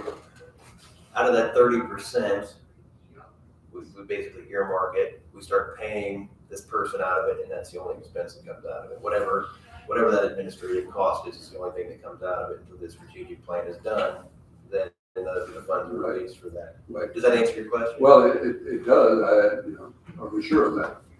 Or does it, my question is, or does the entire lump sum have to wait until the strategic plan has been How would we developed? pay the person if we didn't have that? Um, Because you're gonna cross years, because it's 6 months and 6 months. yeah, I don't know, I guess that- Other ARP monies, Oh, you're saying we could pay them out of some other ARC dollars, not out of this that's earmarked for help? I guess I would say we could take it out of the contingency part if we needed to, or we could. Yeah. I guess that's not a big concern of mine. Well, we're definitely gonna have to do a salary ordinance and all that, because. yes. But where the money comes from is what I was concerned with. And so that we know that if we have to pay a couple of years' salary out of ARP funds that are not earmarked for that Well, 30%. They should be giving us 20,000 more for that person. Right. So we should get more money to put in. 20,000 should go directly to that salary or to that employee. I guess my thought from the beginning was to take it out of the 2.49 million. So if we just counted it as 2.3 million and 190,000 for 2 years of. And I don't have a problem with that, if that's allowable. Well, I don't think it's 2 years, I think it's just 12 months, right? It is, but I think we could use those funds to continue to administer it afterwards. Because right now, we could have hired, even if we didn't do health, we could hire a new employee to do all of it. And paid it out. And paid it out of there. There's a clause for administration that we could have done that. So I think we can hire the person for the remainder of the ARP period and pay it out. So if we're awarded this to start in July, we need to start looking for somebody to hire next spring, at least.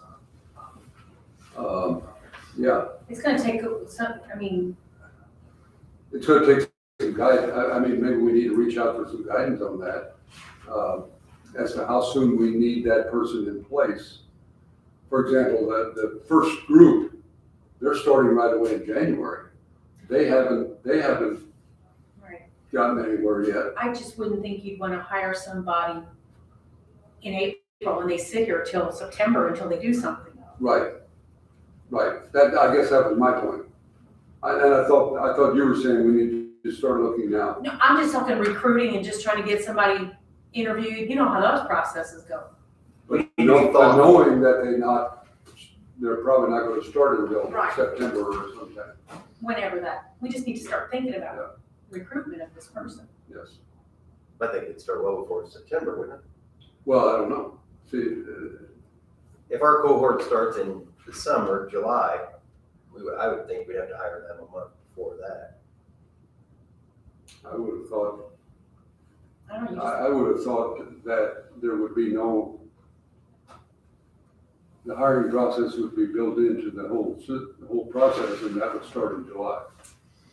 But I don't know, we need to reach out and get some clarity on that. Because these current people, they're hiring quickly to start with them in January, right? Well, I don't know. I thought that was my understanding, I don't know that's confirmed. So I did print that little job description thing in here. So yeah, I guess there are things we need to look into with that. I'm gonna ask one of you to run with the hiring and the put up, whatever it's called, the intake of this person, and to figure that out, because I got my reasons. I just don't want to be involved in it. For one, I guess what if I was interested in doing this? This is something that may be an interest to me, so I don't want to be any closer to it than this. Okay. Does that make sense? I'm not saying I am, but I'm not saying I'm not either one of those, that it's interesting to me at least. Yeah. So I don't want to be a part of the board or the hiring and saying, we need to pay that person $200,000 a year and then go for the job, or determine that $40,000 is sufficient. And I don't want there to be anything that looks off key. I'd rather somebody else was in charge of that, and then Would the council not set a salary? I think it'll be a joint. I think maybe we recommend one and then they would set one. Yeah. And as far as the hiring process, we turn that over to HR.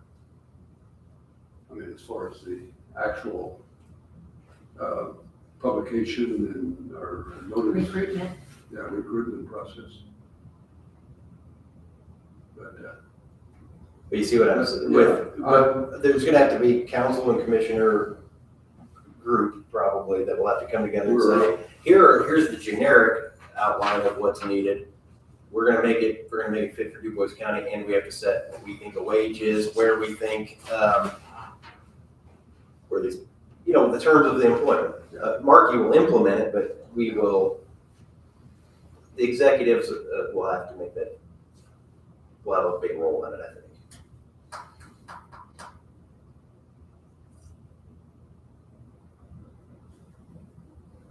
yeah, we'll set the, what do we call it, the classification?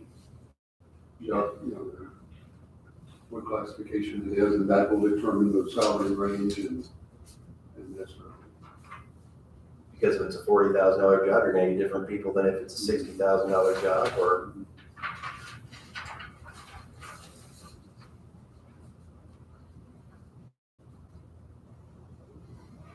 So I've been involved with the interview and the application and those kind of things, but I was just gonna see if I can hand that off to you two or one of you, or however that works. Well, Nick has it in his hands. That's I'll half. be honest, I really don't have time to do it. I can barely take care of my current responsibilities. And I don't have any intention of applying for the job. But I tell you that, And, I'll work with it, and, you know. I mean, I'd be I'll let happy to help you any way I can. I'll let you know what, I mean, I think probably it's gonna wait until after the first of the year, which isn't very long, isn't very far off. Then we'll probably have some guidance from that first group as to how they proceeded on it, and go from there. So Andrea is the contact at Okra. Okay. If you can read, I don't know if you can read that. I did tell, I think, I don't know if yours, but I got a phone call from a number I didn't recognize on Monday. I didn't listen to that message until Wednesday. And by that time, Commissioner Broadband had already sent out, hey, way to go, DuBois County, we were selected. And then I listened to the message and it was Okra telling me before they announced it, but I hadn't listened to it.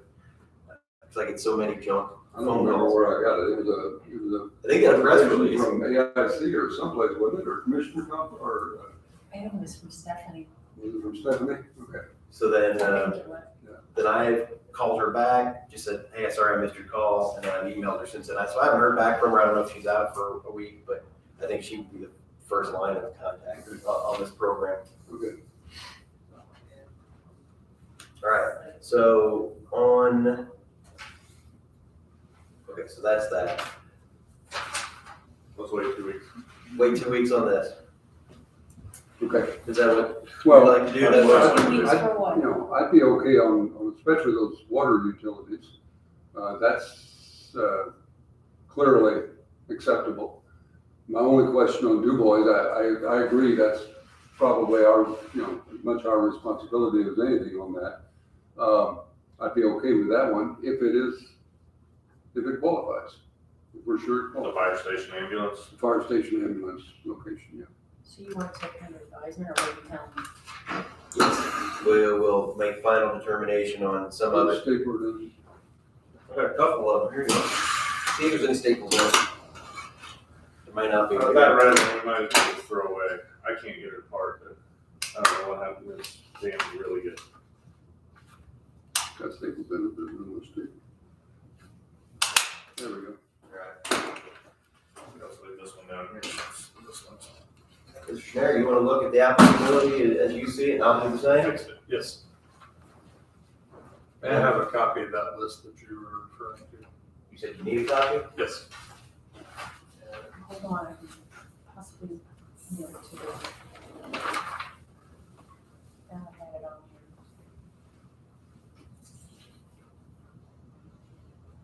here.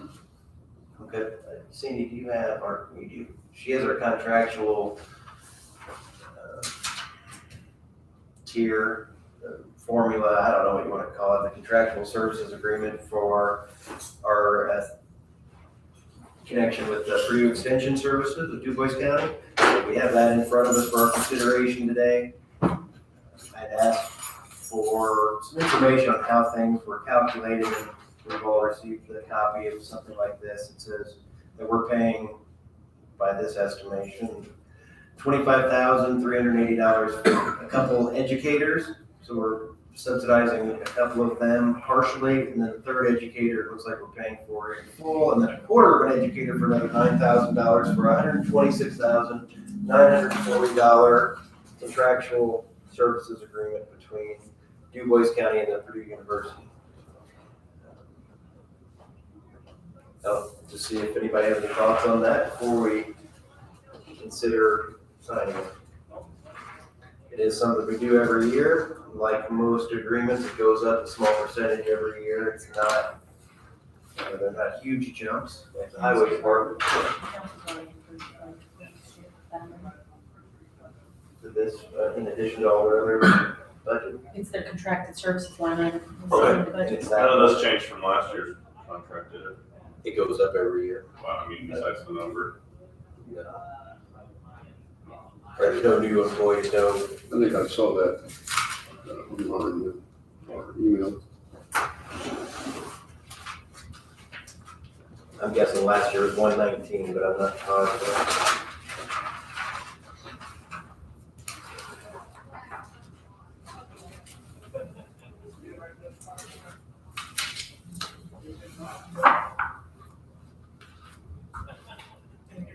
Well, what's it under San? I thought extension services was not. Purdue County agent. County.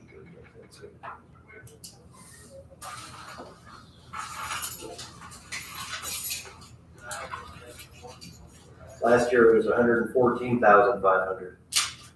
We've added another half of a person or something, at least this half time now. Overtime or something like that. And the council has approved the funds to cover this amount. Mhm. Any thoughts, comments, concerns? I'm good. I'm good. All right, so I'll move that we agree and sign the extension contractual services between DuBois County and Purdue University. I'll second. Any other discussion? All in favor, say aye. Aye. Any opposed? Motion carries.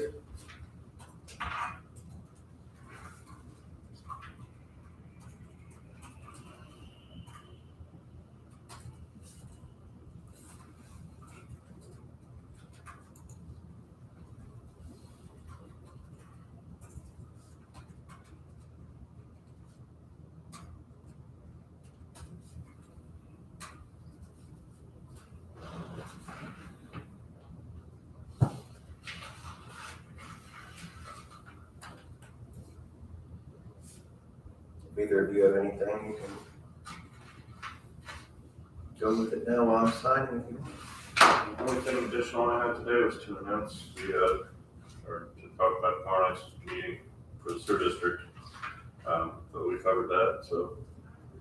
Is that I'll ask now, is that a commissioner meeting? Is that an advertised commissioner Is the meeting? way it was advertised. It is, Okay, because I didn't have it on my calendar. and that's why I asked for a copy of the, I think I do have it on my calendar, that's why I asked for the thing. It is advertised as the DuBois County Commissioners meeting. Okay. So I have to, I'll do my best to get it. I may call and say, so will we have I've to got put it. I know I out, have a conflict, but I don't know if I can get out of it. I don't know that we have to, no. I don't know that we ever have to. Correct, we're just doing. well, I'll try to get here, but Tuesdays are 5:30 are not a good time for me. Go for that. What time is it? 5:30? 5:30. And Brent's And gone what- still, correct? He's gone all week. Yeah, so I'll have to be here anyway, because I have to set up their, she wanted the thing for tomorrow, not today, but she told me today that.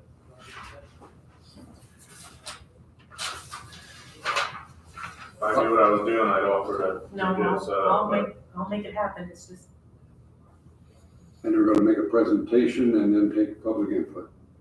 I believe so. At 5:30, okay. so I have to take minutes then, right? It's a commissioner meeting. Correct.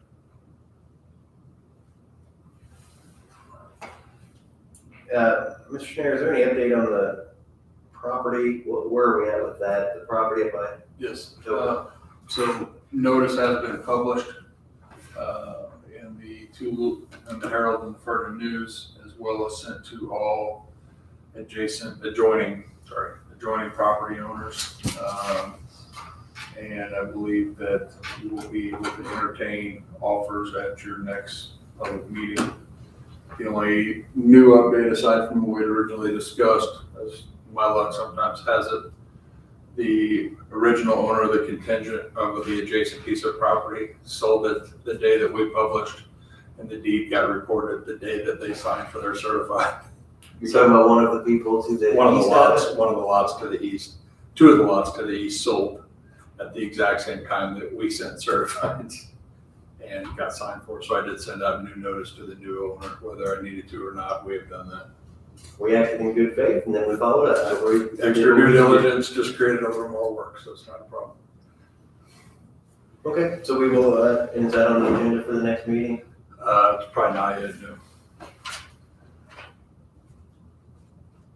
on other property? Our property, yes.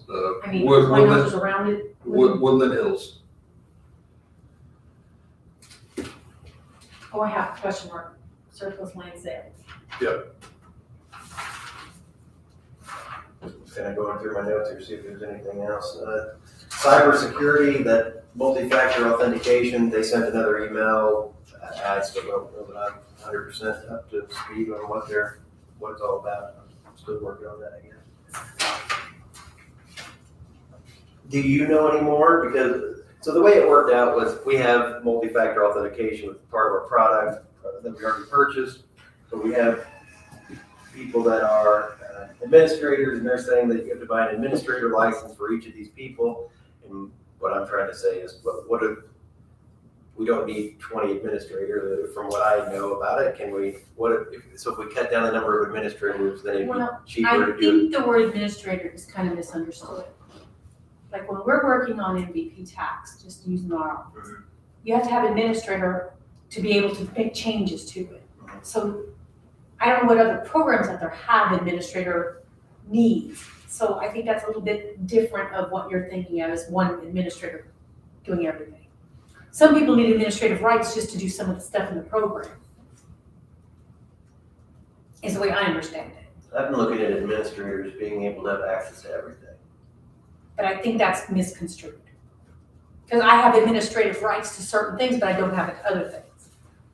So I don't know, I'm still trying to understand and wrap my brain around it as well. So, and the reason for that is we've got cyber insurance that we need to find or get a policy for May. May our travelers' cybersecurity insurance will not renew unless we have multi-factor authentication.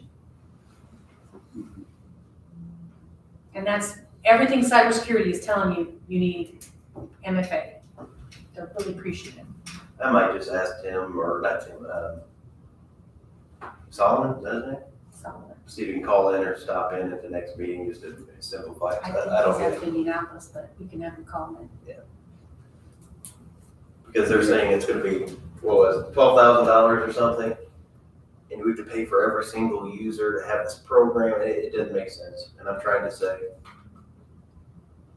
when I look online, what we're paying for through our Windows product, it already has multi-factor authentication.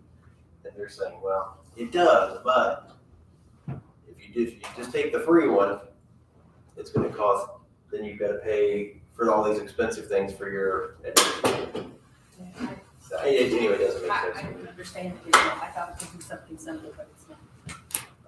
Yeah, it seems like it should be simpler than it is, but. Sandy, what else do you have? I have a limited use, GIS limited use agreement for a fire department. Oh, that's, is that what it was? Northeast Midwest State Foresters Alliance contracted with Timmons Group for a project intended to collect and analyze the completeness of fire response district GIS data in our region. The fire districts represent the areas in which each fire department in the county responds. The goal of the project is to efficiently track VFA rural fire grants, and from this we can know who's being funded and where and how that aligns to our other data sources, including population, wildfire risk, threat, etc.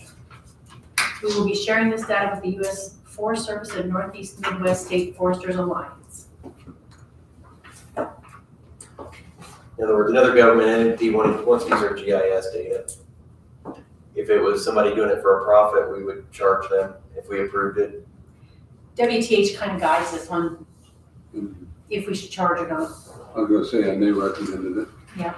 Okay.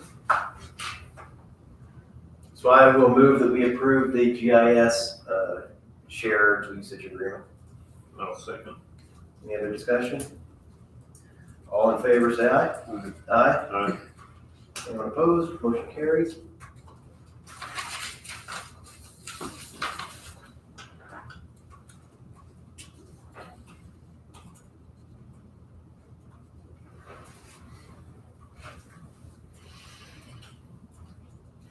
Anything else? No, before we'll be kicking off a holiday training, so you should get notice today. Got it. I was gonna say, kicked it off this morning. It's a 5-minute video, is what they tell me, and then they're also gonna be doing a holiday spoofing for a couple of weeks, so. We try to do them every quarter, and this is time. And then, the guy who is my normal sales, or customer service rep, was on paternity leave, so he's back today, so I'm hoping to set up the next campaign in January. So I just wanted people to know that you will be getting notified for. Yep, I've got it. You have been enrolled. You have been enrolled, yep. So there's that. Mr. Schneider? Nothing to add today? Commissioner Hostetter, we already asked you. Commissioner Browns? I don't. I mean, we had a good conference last week in Indianapolis and learned all kind of things. I don't have anything in particular to share with you. Last thing I think I have is, I just wanted to ask your opinions. The hiring that happens at different departments, I guess I just don't understand what our policy is necessarily. So whenever highway department hires somebody, we okay that person. We give final approval. We kind of do the same thing for 911. But we don't do that for the health department. We don't do that for community corrections. I don't necessarily see any issues with it. I mean, it seems to be, things seem to be going okay, but I just wondered why we do that. So some other ones we don't. Like this one would be, like your office would be, you're an elected official, that's maybe a little different, but. I think the two groups you mentioned have their own advisory boards. And it may be more than just advisory boards or managing boards that starts. You know, for example, 911 also has a board. Yeah, we have an advisory board. But maybe it's more of an advisory level than what the others are. I'm on both those boards and. Well. 911 and was going to community. And statute, by statute, they may be one thing or another, but in reality, they operate. You may not notice the difference in discussion. Maybe I used the word advisory and I shouldn't have. Like the health board is not an advisory, what is a health board? Community corrections. I can't answer your question, I'm just speculating. There's surely something different in the way they're structured. I just didn't know if we should expect that we should be the final say on them with all of them or none of them. It seems like it would be one way or the other. Unless, like you said, unless there's statutorily something different. This is not the answer, but I know the Community Corrections Board has a statutory list of individuals made up for that board. I don't know that the 911 board has that same setup. The Board of Health has a statutory setup of who those individuals are, which might be unique. The health board does come to us with their statutory requirement that certain hires or appointees get the blessing from the executive board, but not all of them. Generally, we take the recommendation of whoever comes in front of us, but I guess the reason. It would be nice to have a list of who does and doesn't, so it's, really straightforward. Like who does and doesn't come before us. You know, for another one that I'm thinking about is solid waste. She does bring it to us, but I'm not sure she needs to. Right. She needs to bring it to the board that all three of us sat on, but not this board. They're really their own entity, they're not a DuBois County. It's just you guys hire the employees and she contracts those employees. So they are county employees. That's the difference. The reason it even popped into my mind is that with one of the boards that I sit on, it used to be that they would say, hey, we're going to need a new person to fill this position. Does anybody on the board want to sit in the interviews? And somebody would sit in the interviews and they'd come back and say, to the board and say, we interviewed these 5 people. These 2 people stood out. Here they are. It seemed like the board was more than only one time. And I don't know if there's a requirement or if that's just. I know, I feel like when highway comes and recommends a hire, and I sat in on all the interviews, I feel a lot more comfortable than when another department comes in and I didn't sit in any of them. I'm like, if that's who they chose, their recommendation's the best thing I got to go with. That's all you had to go on. Right. What I usually tell 911 is, unless one of us has a personal experience with who our board is putting forward, what would we have to, if we said, oh, that guy did this egregious thing in the past that you didn't know about, that'd be about the only time we would not go along with the procedure, with their recommendation, I would think. So just wanted to bring it out there, thought maybe somebody had a. And it's always possible, you talk about one of the boards you sit on and that you don't have the involvement that you used to have. Maybe that's a board problem. The board issue. By that, I mean, maybe the board is not insisting that they have that management, responsibility, but they're not doing it. I don't know, I'm just speculating. Well, I guess we will see each other tomorrow night, again, probably.